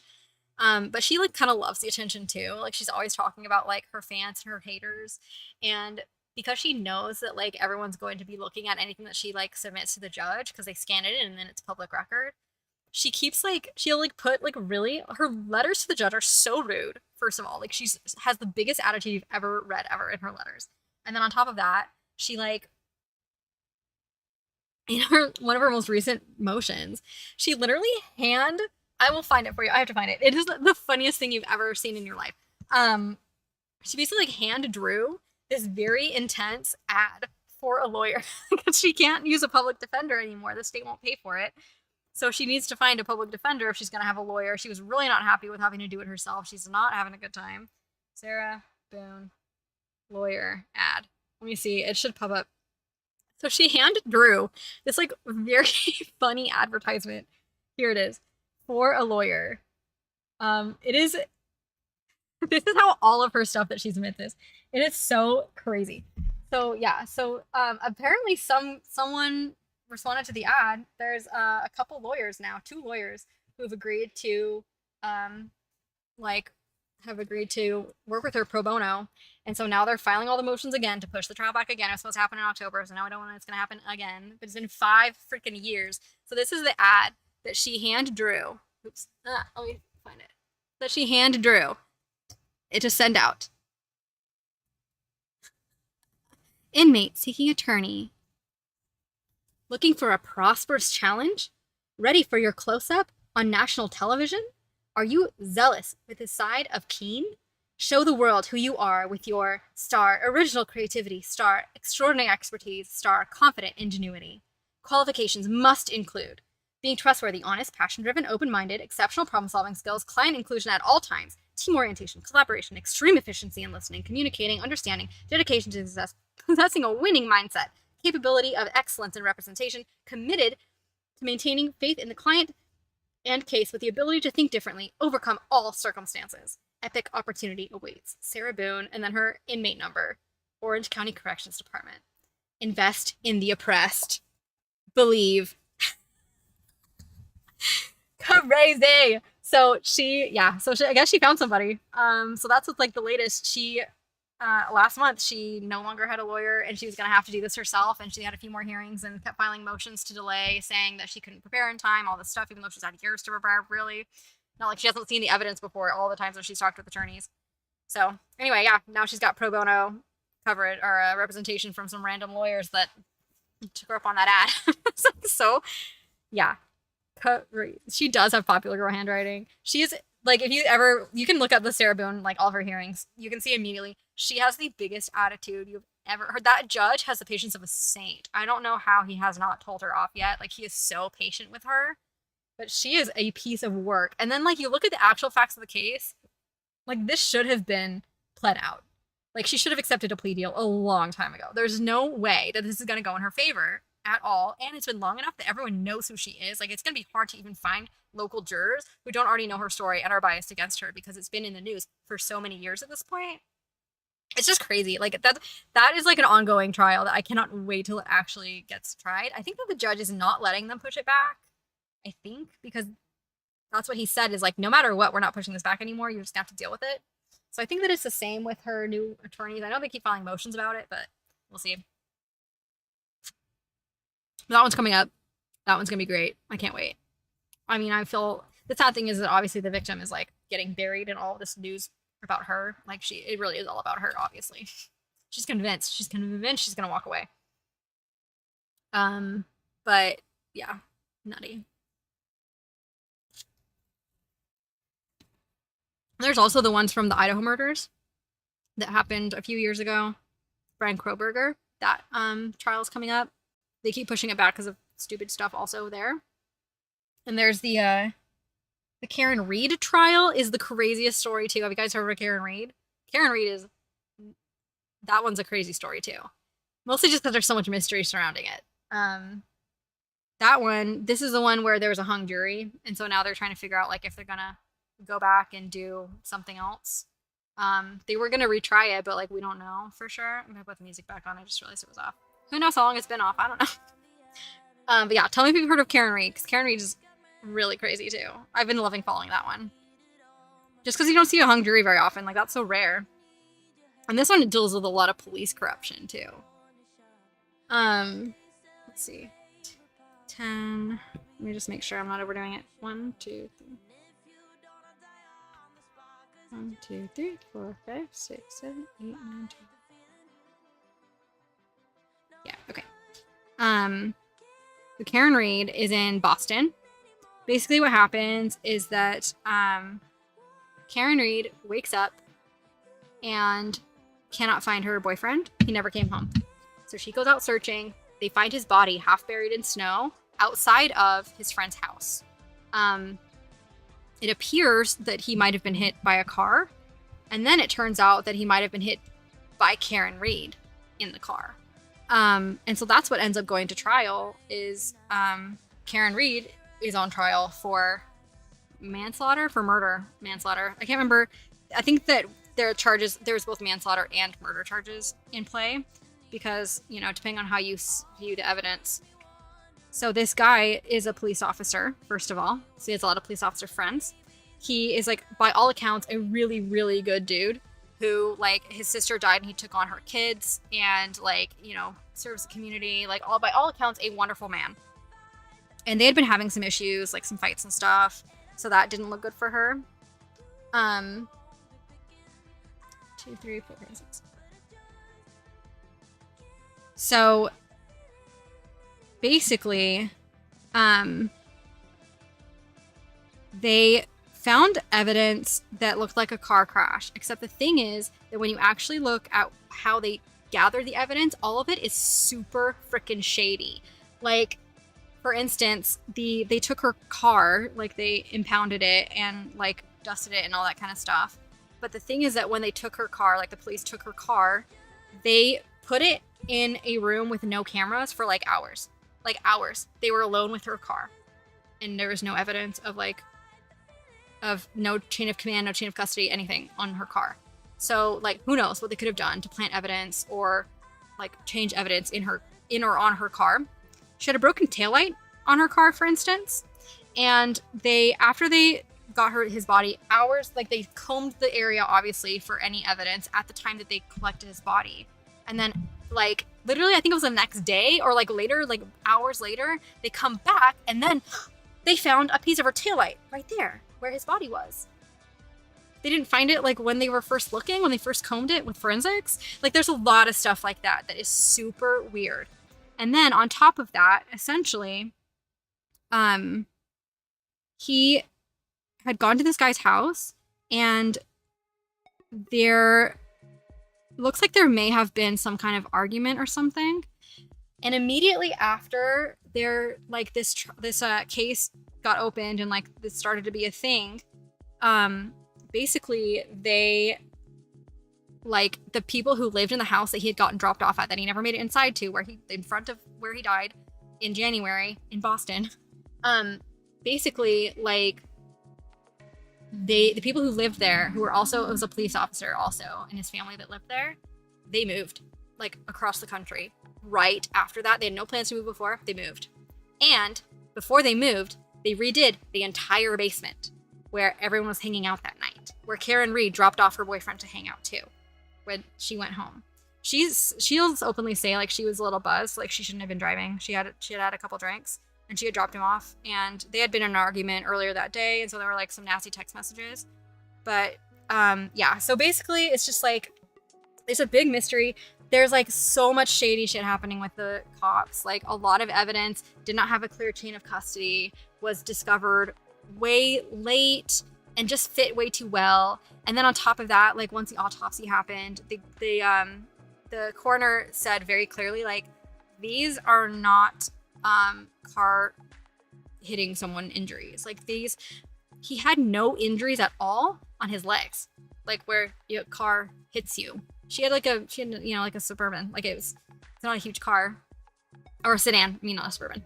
It wasn't a huge car, and so like he should have had injuries on his legs if he literally got hit hard enough to then like bleed out and die in the snow. And he had nothing, like no injuries on his legs. He had blunt force trauma to his head. That's what he had, and some internal bleeding on his torso. And so like none of the injuries look like what it would be for a car hitting you. And Karen Read she's a small woman, like she wouldn't have been able to do those injuries herself, so supposedly.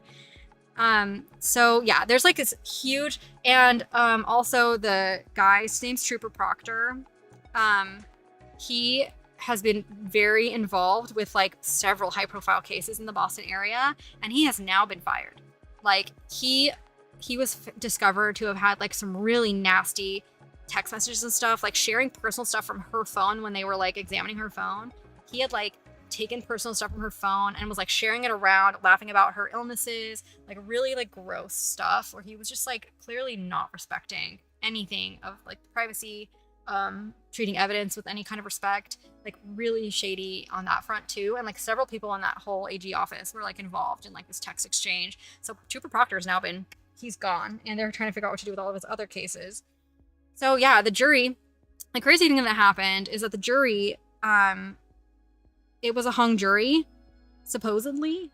There were three different charges that they needed to like guilty or not guilty on. And the two that were related to murder were like, I think charge 1 and 3. And then charge 2 was like a DUI or something like that had to do with like her drinking and driving. And so like the jury says, you know, they like deliberated for days. They asked for like stuff to come back to have like interviews back, you know, transcripts back with them. Like they really were very dedicated to like really working through everything. But after like several days, they said, hey, we can't come to an agreement. The crazy thing is that no one ever filled out like the forms saying like we can't agree or this is the verdict. Like they never filled out any forms saying either way. And in every other case, usually the judge like has them come back in and like goes through each juror and says, is this your verdict? Is this your verdict? Is this your verdict? And the judge did none of that. The judge just like brought them back in and said, well, you guys have worked really hard. I'm gonna let you go. This is a hung jury and this is a mistrial. And then they just like let the jury go. That was it. And so then like we right after that, basically like a few days after, multiple jury members reached out to Karen Read's lawyer team, defense team, and said, this isn't right. Like they literally like multiple jurors and friends of jurors, family members of jurors said, hey, like our family member who was on the jury said this too, you should reach out to them. Like multiple people reached out to her defense team and said basically that the jury only was stuck on one of the 3 charges, and it was the like small, the DUI one. They like several jurors now have come forward and openly said like, no, we agreed on like charges 1 and 3 that it was not murder. Like we agreed on that. The only one that we couldn't agree on was like the misdemeanor, the smaller one. We couldn't agree on that one, on whether she should be charged for that or not. That's where we got stuck. And they never had the opportunity to tell the judge that. They never had the opportunity to be to like say it openly in court. They had no opportunity to talk about like what actually was happening. They just got released immediately. So crazy. So now it's like of course, like the guy's family is like so upset. They're convinced that like Karen Read is a murderer and like that like they're not going to get justice. Meanwhile, all of his cop friends have pushed so hard for her to like go to prison forever. Meanwhile, his injuries don't even reflect like what they say the evidence says, but then the evidence is all messed up anyway. All these people in the office are all colluding. Like all of it is so messed up. And so now they're trying to figure out like if there even can be another trial because like none of it makes sense. Like none of this makes sense and like how do we even retry this? So it's the craziest thing ever. And she just did an interview recently talking about like that night and what happened, you know, from her perspective. I believe Karen Read. I think that there's been a crazy cover up with the police. I think that they got into a brawl or something. They were all drunk that night at the guy's house. I think they got into a fight and he hit his head and they didn't know what to do. And they knew that he and Karen were having problems. And so they thought the easy thing to do would be to blame her. I think that's what happened personally. But yeah, it is. So that's ongoing. That was just a mistrial recently. That is a crazy story. I cannot, like, there's been a few other issues with other cases at the Boston PD that we will see what happened. Yeah, Mary, I think that it's his police buddies that, I think they got in a fight. They were all drunk and he hit his head. He had blunt force trauma to the head. I think that's what it was. And I think that they were terrified of what was going to happen because literally the entire group that was there at that house that night was police officers. Fellow police officers. So crazy. So now if you see the name Karen Read, you know. Like I can't even believe it was a mistrial. Like to me the evidence was so clear and then finding out that like the jury was like this isn't right. It made so much sense to me. I was like, "Oh my gosh, here we go." I feel bad for his family. His families were really upset and they hate Karen and they're convinced that like she killed their son and stuff. So that's not fun. I feel bad for them. They're not going to get justice probably. But yeah. It looks like the feds might be getting involved with Boston PD because there's been so many issues with a couple cases like that. And Trooper Proctor has been on several cases too. They have to figure out what to do. So they might have the feds get involved on that one. I think Boston PD needs to clean house. They have major issues over there. There's like so many more details I probably forgot. But like that's like the gist of it is basically like he's dead. They're blaming her. The evidence is all jacked up. And she has been very steadfastly claiming that she did not do it. She even she went out looking for him that morning. She called her friends. They were like driving around trying to find him. And then as soon as they found his body, they called the police and she was seen crying and saying like, I did this. Because he was right where she left him. And she thought like, because she left him there and didn't wait for him to go inside that, you know, it's her fault. Like that's what she was saying. That's so clear to me. But they used that as like admission of guilt somehow. Even though she was just freaking out because he was right where she left him and not inside the house like he was supposed to be. So yeah, that one's crazy. Karen Read's been crazy. I really can't wait for Sarah Boone. That one's the one that I'm the most excited about watching. What else? I think that there's not a lot else that I'm super excited about lately. We just had some good ones that finished. The whole Rust trial was so nutty. I watched all of that. That was insane. I can't even believe what happened with that one. With basically them having to just release Alec with nothing because the special prosecutor messed up so badly. I watched that one live. That was the craziest thing I've ever seen in court ever. Like I couldn't even believe the special prosecutor getting up on stand to like literally interview herself in defense of all of her misdeeds on this case. Was like, is this a TV show? It was so crazy.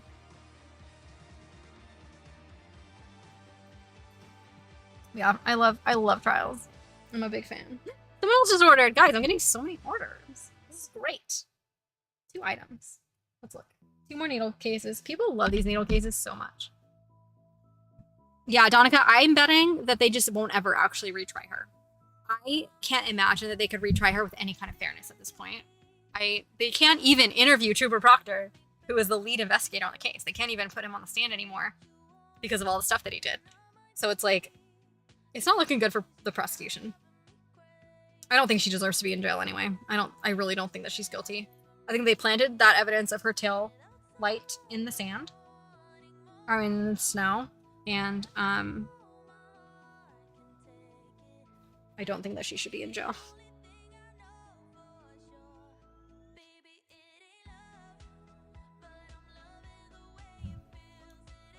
Oh shoot. I think I messed this up. Okay. I did, but I didn't mess up the one I'm just doing. I messed up this. That should be 4, not 3. Why do I always do that? I think I just need to move it over 1. Let me double check. We're gonna do some sleuthing. Let's see.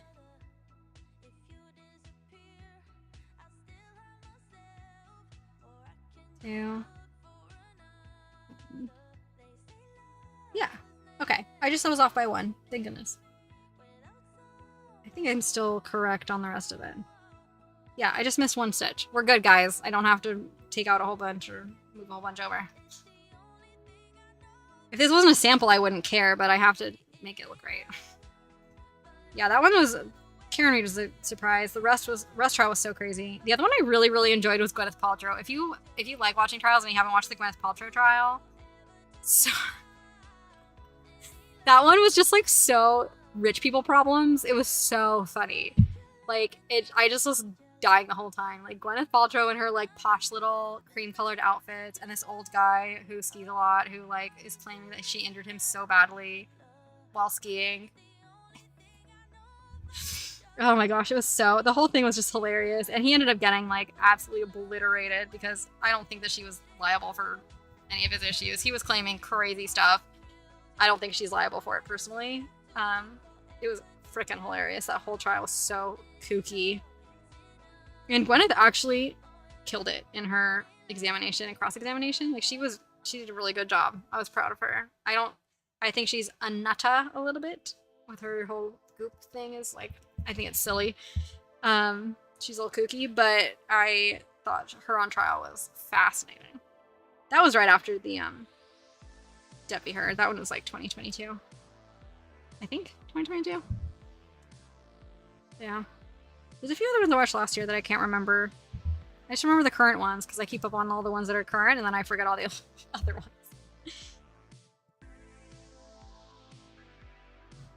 Let's see.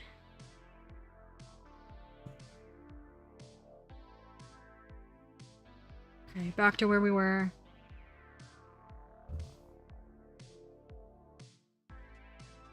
Super funny. I enjoy civil cases much more than like obviously murder trials. Murder trials are just so somber, and like hearing the witness, not the witness statements, the like victim impact statements is just really brutal. Like it's really hard to watch. So I prefer civil cases where I can. They're more interesting, I think. Liability is more interesting than like proving that someone committed a crime. I don't know. Because liability is just such a more of a gray area. To me, at least. I think it's more interesting that they have to get more creative, I think, how they prove it. There's like some other ones with people who are like so clearly guilty that I don't like to watch. Like I think like Youngblood is ongoing still. Like rapper murder trial. There's a few other ones like that that are like on YouTube quite a bit right now that I just like, I'm not interested in. The Lori Vallow, like, Chad Daybell case was crazy, and Lori Vallow's already been, you know, she's going to prison forever. But Chad Daybell, I don't think that his has happened yet. Let me look it up, Donica. I don't know either. Huh?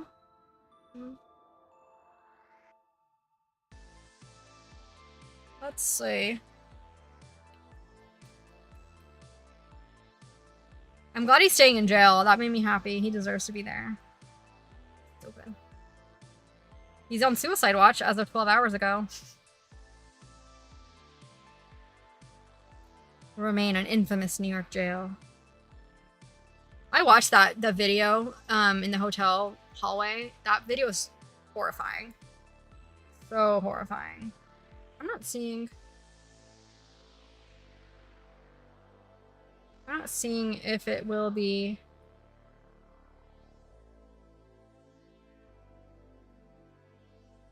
I can't see anywhere if it will be or not. I'll have to do some more research. Yeah, he's no good. No bueno. Not a fan. I never was. But now I'm really not. trials usually don't change my mind. Like they humanize or like contextualize cases for me, but they very rarely change my mind, except for honestly the Rust trial. I really don't like Alec Baldwin. I think he's a jackass, honestly. But the moment where the judge, like, what's it called? Not a mistrial. What's it called? What are they? Dismissal. That's what it's called. When they dismissed that case against Alec Baldwin, there's this moment, the camera was on him.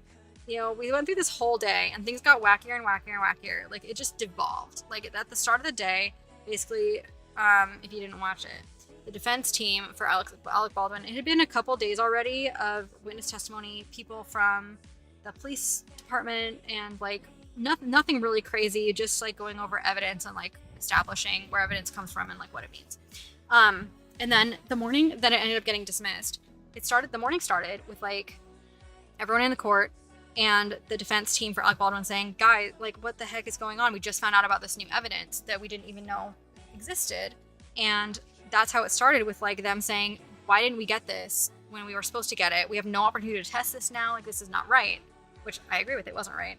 And the special prosecutor is like making excuses. Then the judge gets down and literally puts on gloves and examines the evidence themselves, which is like, it was bullets that matched the bullets that ended up killing Helena that were never submitted as evidence, but the police had in custody, that the defense found out about because someone else, the person who submitted the evidence, told them about it.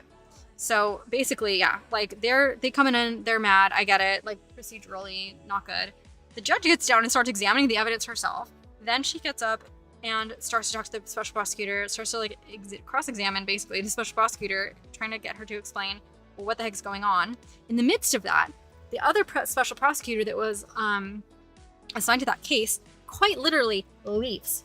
She just like says, she doesn't say anything that we can hear, but she and the judge have a short discussion, and then she picks up her purse and her coat and walks out. And it's just the one special prosecutor there, and everyone's just like, what the heck is going on? Like, is she coming back? Like, what is going on? She never came back. So then it's just this one single prosecutor defending herself as to why she thought this evidence wasn't necessary to show. And it just like devolved into her saying, I'm going to get up on the stand and tell my story because now I need to defend my character. And everyone's just like, you don't have to do that. Like, everyone was like, you really don't need to. And she's like, I will. So then she just gets up on stand and starts telling her story, which is it was so strange to watch. And then the judge is like, defense, do you want to cross-examine? They're like, we don't need to. And because by that point you could really tell like the judge was so pissed. And this judge was really fair too. Like, she was the same one on Hannah Gutierrez, which is the other person that ended up being guilty for liability in the in Helena's death. But so we'd already seen her and we knew that she was fair, and also like she took into consideration the things that Hannah said in prison while awaiting sentencing, which were heinous, like not good. So we already knew that judge had opinions on like how you behave, you know, how you conduct yourself. So she was so mad at this prosecutor, and she ended up it's the most like scathing, it was scathing, this like speech that she gave right before she announced that the case was dismissed. It was brutal. Like, I almost felt bad for that special prosecutor was really nasty. Like, she bad vibes, but I almost felt bad for her. That judge was not happy. Like, she was like so mad at this prosecutor for what she did. And then there's this moment where she like officially says like she's going through, and then at the end she says, I have no choice based on your conduct but to dismiss this case. It's the only way to serve justice in this case. And as she's getting to the end of that, the cameras are on Alec Baldwin, and his eyes are just like getting redder and redder. And then she says like the case is dismissed, and like he broke down. Like, he just like collapsed and just sobbed. And it just was like a real humanizing moment for me with him, where I still think he's a jackass. I think he's annoying. I really hate his wife. I think she's so obnoxious, and a liar and a cultural appropriator. But like, it's just a moment of like, wow, like this case caused him, he was wrecked by it, and that like you could just see the relief on his face. And I didn't think that I didn't agree that he needed to be held like criminally liable for her murder. I think the most that he should have been held liable for anyway was like not like mishandling of like the movie set, but it's still not his job to understand what bullets are in guns and where the bullets come from. Like that's not his job. He had several other people that should have been in charge of that, and all of them pled out or like took deals to not end up in court. So ended up that the young armorer, Hannah, is the one that, you know, ended up going to prison for it. And then Alec ended up getting dismissed. So it's only Hannah who's taking the fall for this entire thing, even though it was a bunch of people on set that should have been responsible. But I think definitely Alec shouldn't have been responsible. Like there's so many other people that are more liable than him for what happened. So I was happy for him that like he didn't end up. I would have been disappointed in the justice system if he went to prison. I think that would have been unfair punishment. But also it was just like, wow, watching his just entire just like you could just see like the amount of relief like come over him. And I was like, wow, okay, he's a person. He's a person who still feels stress and is probably so relieved that he has a toddler and a baby at home. I'm sure he's relieved that he doesn't have to miss years of their life sitting in jail.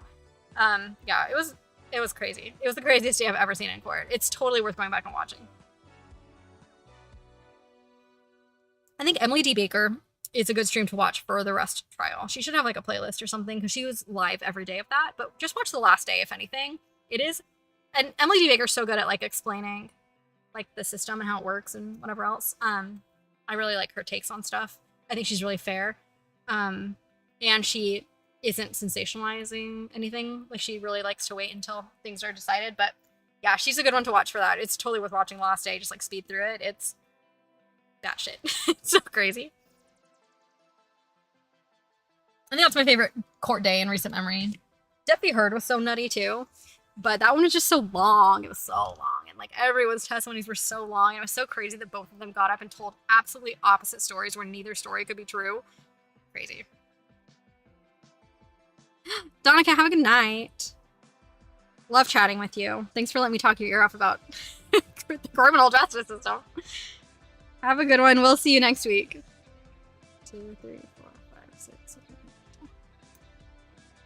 Mary, I'm gonna go too. So if you want to head out, that is totally fine. I am about to get off. Cute. Send a picture. I want to see the dress. I'm still working on this. What was I gonna say? Oh yeah, we should be back to regularly scheduled programming next week. Shouldn't have any more issues.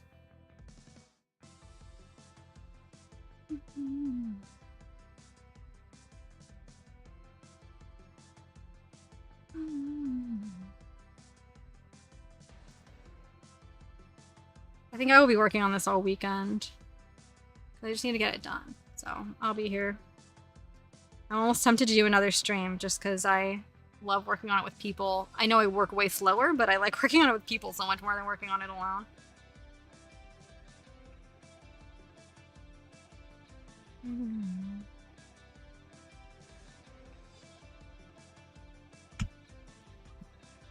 What is this song? Because this is like a song that...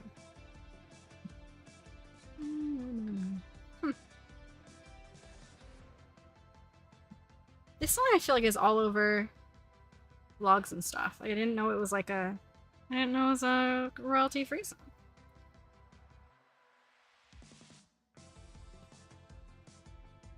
You know what? I think I've used this song actually. I think it's in one of my reels. Let's see. I need to make sure to save all of your guys' good ideas on Noodle. I'm literally gonna take a picture of the chat so I can put it in my notes later because I don't feel like typing right now.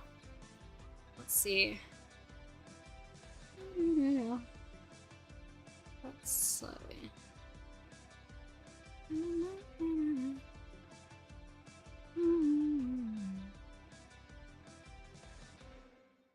Also, Mary, your floss collection is insane. I forgot to say that out loud. I have more than 200. And feel like I have I mean, I also have no storage space, so I guess that makes a difference. But, like, you have so many. I really want to have a huge collection. I love having the colors in person. I feel like it's so much easier to pick colors for for patterns when you can see them and like put them together and look at them. Let's see. Oh yes, okay, found it. Take a picture.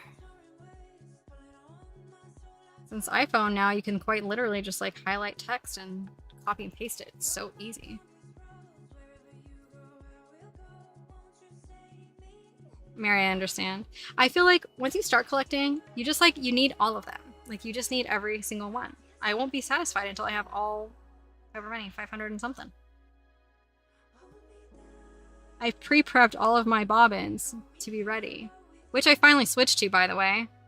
I had to because I have enough now that like I didn't have enough space for all the threads that I had in my, like, in just having them like stay as skeins and baggies, which is my preferred way because I just think that they stay a little bit nicer. But yeah, I quite literally ran out of space, so I had to switch to bobbins. So that was my project last week, was like I moved them all over to bobbins. I have a lot of like the 200 colors I have, a lot of them I have multiples of too, because I bought them for different patterns. So like I bought enough for the pattern.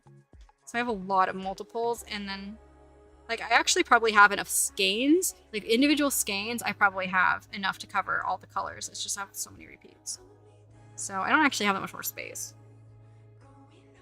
Mary, I have it on my Notion. I don't know if you use Notion, but my Notion's been really good for keeping my stash. I have a template for like my floss organizer. Since I built it, I was like, might as well share it. I have it on Etsy for I think like $2 or something. If you needed a digital one that also has swatch colors and you can create shopping lists and save stuff with your projects and all of that. It's been really helpful for me because I can like preload all of my projects into my Notion and then like have all my, like all the floss I need like already in a list ready to go. And then I just check them off as I buy them.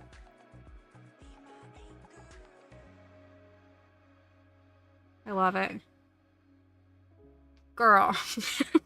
use my Notion template. It's so nice. Literally took me 3 weeks of like straight like 40-hour work weeks to make it. Because it's so like there's so many colors, like the swatches just took ages and ages and ages. And then I had to like double check everything to make it like make sure that it actually worked with like what the colors actually look like. It was so much work. But it's so nice when you just have it. And that's totally, if I had a Notion, I would have done it somewhere else, like Google Sheets or whatever. I'm the same, so.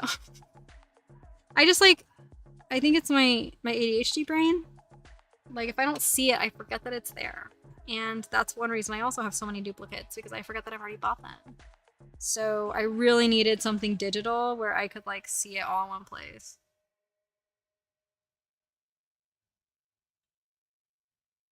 Mary, that's nice. I love calculations. I like anything I can gamify, and like statistics and calculations like make me so motivated to do things.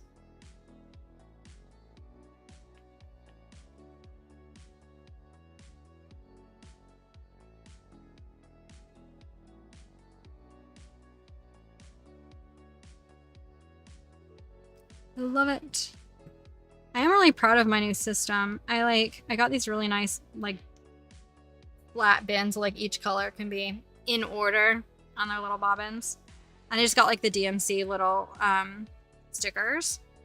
So it all looks very clean and cohesive, I think, which I appreciate. Like, satisfying. So I was gonna do it this way. I was like, it has to be nice. I'm gonna hate it.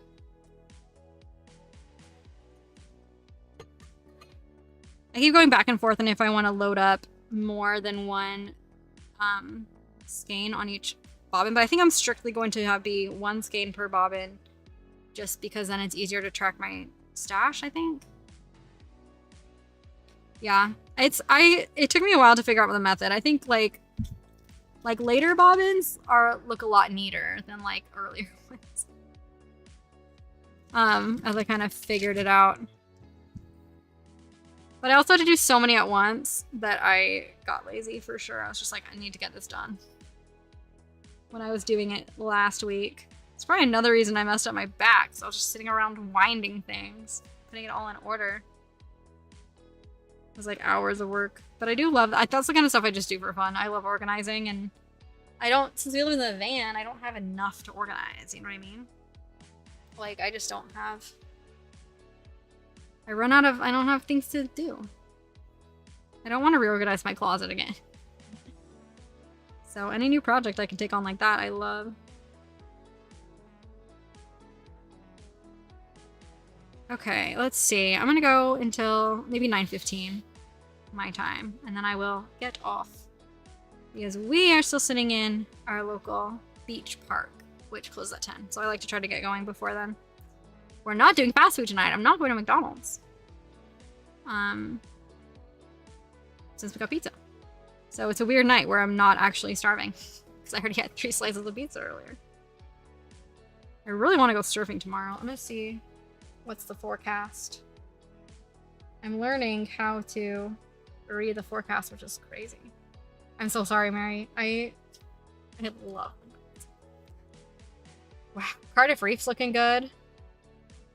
Doheny, not so good. This is where we are. Doheny Beach. Not good. Let's see. Saturday is also not going to be good. This is like the rating, overall rating, based like out of 5. So not great. The waves are only 2 feet tall, so nothing. Not very much power at all. And let's see if I go to Surfline, I can look at which direction the swell's coming from. So Dana Point is tricky because, well, it is Dana Point, but Doheny Beach is tricky because there's a jetty that's jetty right here. So if you have a swell coming from this direction like this is, then the jetty blocks all of the waves. And there's no power. So it needs to be coming like from here or here, like anywhere out this way. This way is not good. So tomorrow's gonna suck, I think. Which is fine. It's Saturday anyway, so it's always really crowded, but maybe I won't go surfing tomorrow if it's bad. I'm still learning how to read them. They're really confusing. And every app always says different things, like good or bad. It's just like none of them agree on if it's any good or not. And it's especially hard since I'm a beginner. I don't actually want it to be crazy. I want it to be easy. But there's supposed to be some waves, because I actually 4-foot waves I think I'm like really comfortable with now. I can like do that, actually ride them. So if they're too small, it actually is boring because you're just like there's nowhere to go. Can't hang out on them for any length of time, and you don't go very fast, so it doesn't feel very exciting. Do you have any surfable areas in Canada? I'm sure there is. You just have to wear a wetsuit, but I don't actually know. No one like goes up to Canada to surf, you know? I think there's this gal on Instagram that's like a mom with a couple kids. I think that she might be learning to surf, and I think she might be in Canada. She's always wearing like a heavy wetsuit. I think she might be up there. She doesn't have an accent. I don't think she's in the US. It is really cold. Even in California, like it's the water's in the 60s, like temperature wise now, and people are already wearing wetsuits. Like Vince and I both wore a full wetsuit the other day, and I've seen a lot more wetsuits out this week than I have in past weeks. It's already starting to be wetsuit season again here in California, where it's 70 degrees all year round. So I would guess, I think the Pacific Ocean in the US is more surfable too. So I would assume. It's so different. I know that there's some surfable spots in Alaska. So like up that way there's some. I know that people like, that's like a thing to go surf in Alaska, which is so crazy. Let's see.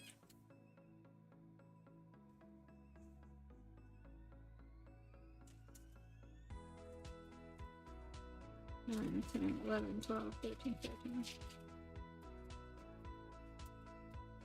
Oh, I actually didn't want too many. I keep doing that. Summer ocean is colder than winter ocean? That actually makes sense. That is crazy though. I never have thought about that before, but it makes so much sense. Oh no.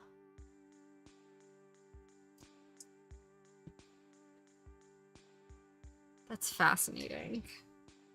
It just, I think it all just depends on like the swell and the reef. The problem is that there's not a lot of reefs where it's really cold because like there's gonna be rocks that like rocks can do the same thing, but like reef breaks are the ones that are really soft and easy and comfortable. Like the like waves that you see like in Bali that are like the long rolling waves, all the like girls that go out on their longboards and like the footwork and stuff, like the casual, like slow, comfy waves. Those are all reef breaks. So it's all like rocks and coral underneath, which is how it is here too. Like this, where we go into Doheny Beach is all rocks. Like we've both cut up our feet so many times. So there's that, but reefs obviously you wouldn't have as much. Dangerous rocks. Kind of a double-edged sword because it does mean better waves, but then you also have to have more like skill to be able to make sure you can navigate them safely. So if you get too close to the rocks, like even here they have this part called the hammer that's like it's like a little rocky like outcropping that separates the main like the beach where most people surf from like the river mouth where the waves are a little bit more erratic. And the hammer scares me. Like I stay far away from that. If I get pushed towards that, or if like I'm riding a wave and I get too close to it, I just immediately bail because I don't even want to get near those big rocks. They're too scary. And I've cut up my feet enough times. I still have scars, like still healing weeks later. This is I got some deep gashes. I'd rather just have bruises from falling off my board than gashes on my feet from sharp rocks. I know in some areas down here, there's a ton of stingrays too. So like some beaches, you just literally like don't touch, like people just like when you're going surfing there, you just like hop on your board and like paddle out directly from like the edge of the beach. Because if you're walking, then you're just gonna get stung by a stingray. It's scary. Daniel, you made it just in time for me to leave. I'm leaving in a few minutes. I'll say a few more minutes extra for you, though. Did you do something fun tonight? Mr. College Kid?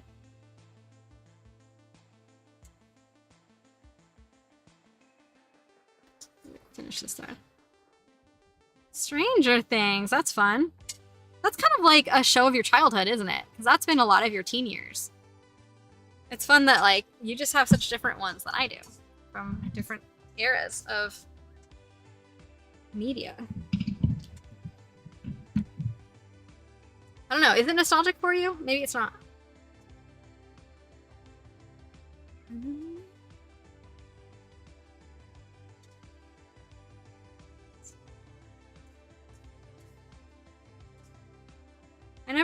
I like Stranger Things. I think definitely each season's gotten worse than the season before it. Okay. Oh yeah, that was this year, wasn't it? Was that the first time that you'd ever watched it? Okay. Our parents let us watch The Grudge when we were like 10, so I don't know how you were, maybe 12. I don't know how you were too young for Stranger Things. That show was like nothing.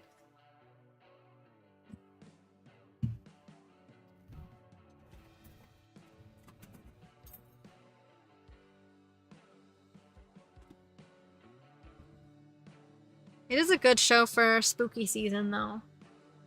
Demagogues are so scary. Demogorgon? Demogorgon. It's not demagogues. What am I saying?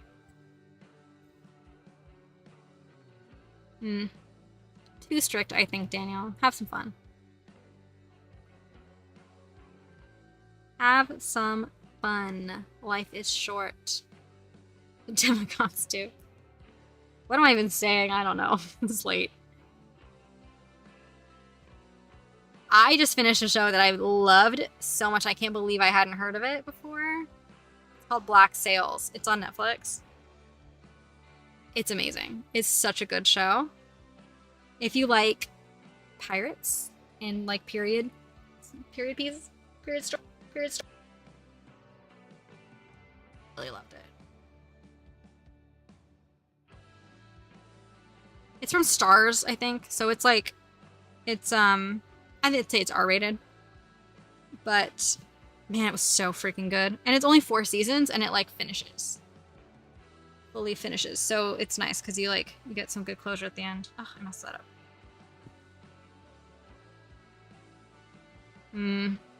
Sorry about that. That's lame.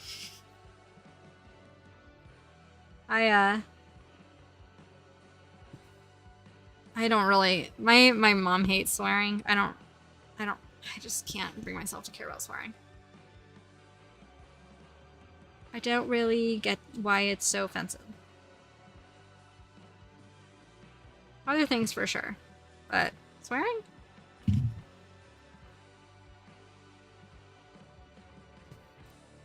Let's see. Black Sails is really the only, like, fictional show I've watched lately. Mostly it's just been true crime. Vince and I started watching What We Do in the Shadows, which is so freaking funny. Daniel, if you haven't seen that show, you'd probably really like it. You just need I can't even describe it. It's vampire comedy. It's like mockumentary style. It's so funny. See, Mary, that sounds fun. Daniel, let me look at it. I haven't had the chance yet because you texted me while I was getting ready for the stream and then I started streaming. From the thumbnails I saw, it looked good. Let's see. Oh, yeah. I like diagrams. I hate it when it's just little tiny text. Looks good. I'm so happy you did so much good fundraising too. You made so much really quickly. I was so happy. Daniel did like a GoFundMe fundraiser for getting his game printed. And you doubled your goal, didn't you?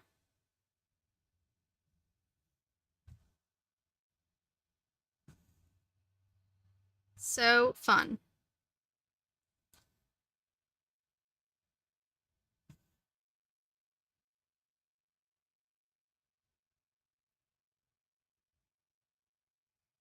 Very, very exciting.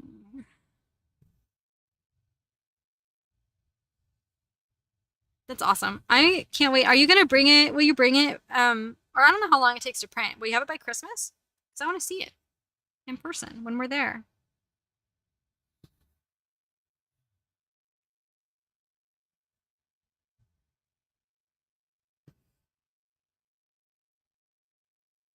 I want to play it in real life. Please.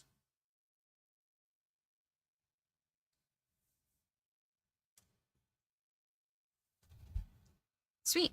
So you will have it by Christmas.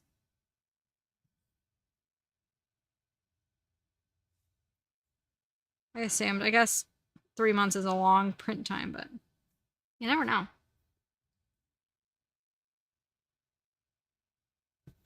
That's so fun. Okay, Daniel. So here's the thing. I am in the pin designing business right now. I've been doing a lot of that. So if you need or any other kind of merch too, I have good resources for all of it for cheap at like wholesale pricing. So let me know if you want any other merch or anything else that's fun for that. Because you have some fun art.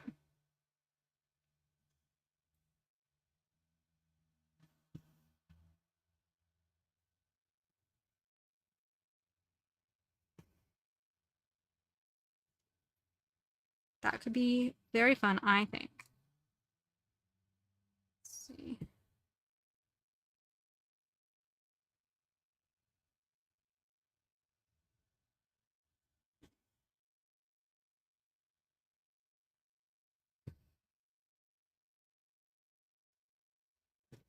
I've been wanting to make more merch for myself too. I'm just not quite sure what I would make. Like,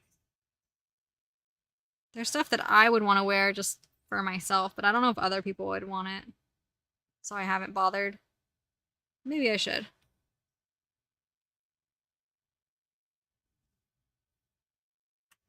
Third picture, the phrasing of the bullet point is weird. Let me see.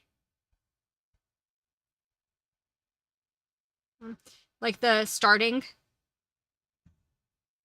or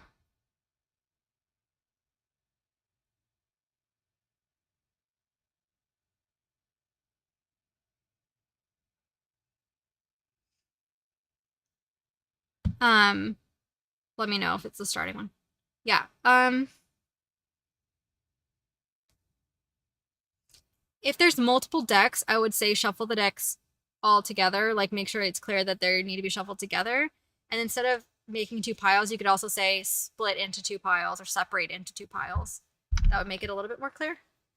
I think otherwise it's good though. Like it makes sense. It's not like weird in as much as just maybe you could like include a little bit more detail if you wanted to. I need to find my computer charger. It's going to die on me. I don't know where I put it. Oh, it's probably in my bag actually. Okay, so shuffled separately. Yeah, so shuffle. I would say shuffle each deck separately. Are you shuffling each deck into two piles, so like make 4 piles total, or is it a each deck is a pile?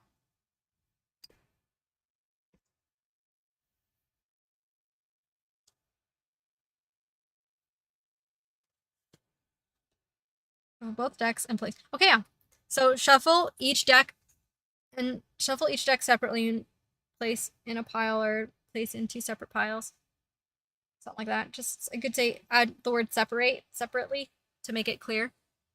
That's all I would add. I think it's pretty clear otherwise though. As far as like what to do.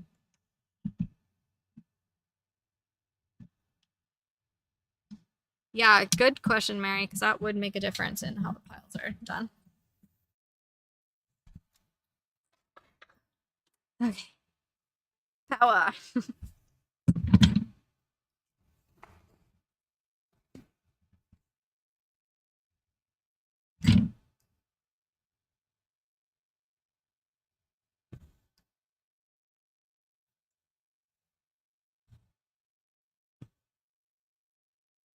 It's 9:23.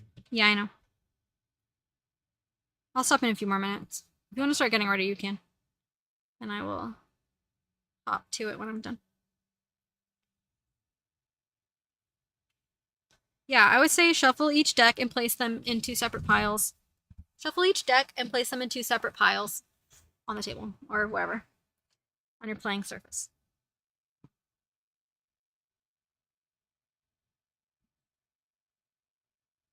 You don't want to say make 2 piles because then it sounds like you're changing how the cards are already separated out. Like you're creating another pile, but you're really just moving the cards around in their own separate piles.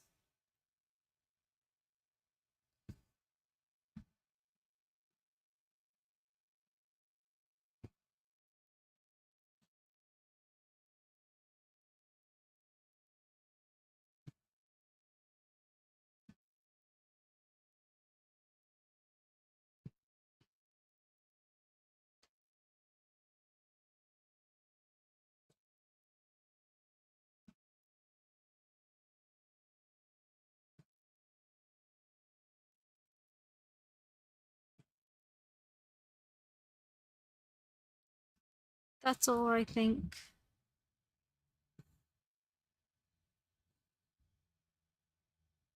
How fast can I get through the rest of this square of stitches? Not fast enough. Yeah, I'm excited for you, Danny. I think it's so fun.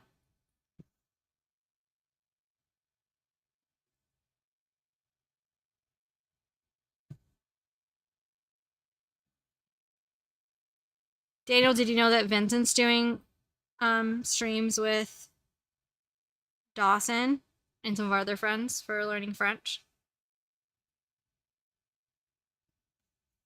They did their first one yesterday. I don't think that it's live. I think that Vincent's gonna edit it and post it, but they did it over Zoom.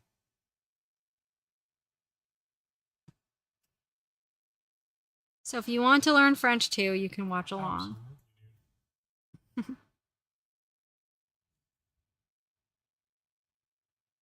Yep, they did it. Dan, if you wanted to learn French, actually, you probably could just also be in on it if you wanted to just do a free class. That's what I was saying. If you wanted to, Vincent is always looking for people to add that he can teach on YouTube for free. So text him if you want to.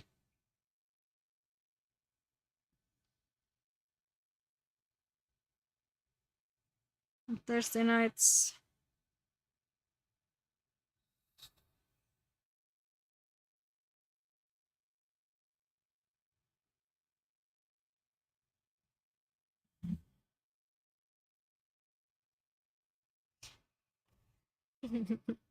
Earl's so cute right now. I don't think I can show you. Maybe I can. I think he'll move as soon as I move.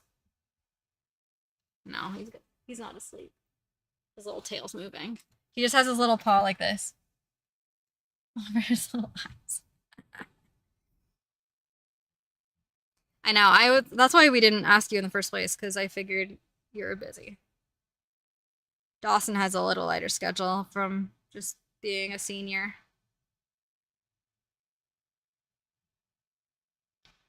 And you are so social. Mr. Popular, just like I knew you would be.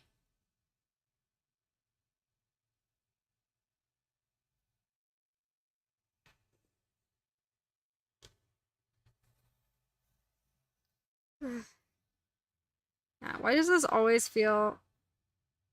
The 10 by 10 square looks so tiny on your pattern, and then it's actually 100 stitches, and it takes so long. Your friends gave you socks? That's fun. Ah, magical. I'm so glad socks are cool again. When I was your age, everyone thought I was so weird for wearing longer socks with sandals and whatever, all kinds of shoes. I literally got made fun of. People were like, wow, you're so quirky. Now socks are just normal for everyone, so suck it. I was ahead of the curve.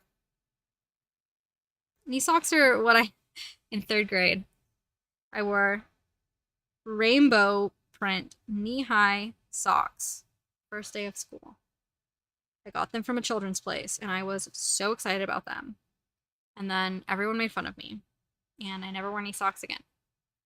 I just wear crew socks mostly. And all the socks I knit myself. Mary. I love that. I don't think I have any skirts that would go with like longer socks. I just mostly have sundresses for here in California. But I either have sundresses or like fancy going out date night dresses. It's like all I have. Goosey, I hear you. Okay, I should actually get off now because we're gonna have to go. Let me just finish this row. 2 more stitches.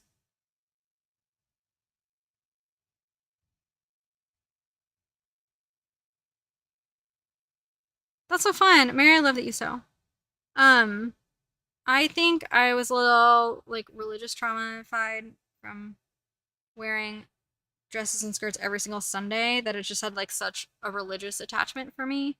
It took me a long time to be able to wear, like I used to really never wear dresses and skirts like out and about because I felt, I don't know why I felt so weird in them, not on a Sunday. But now it's been 5 years of processing, and now I actually really love dresses. But I don't wear skirts very much. I think just because like the waistbands usually are a little less comfy, and when I'm in the van, it's easier to wear a dress.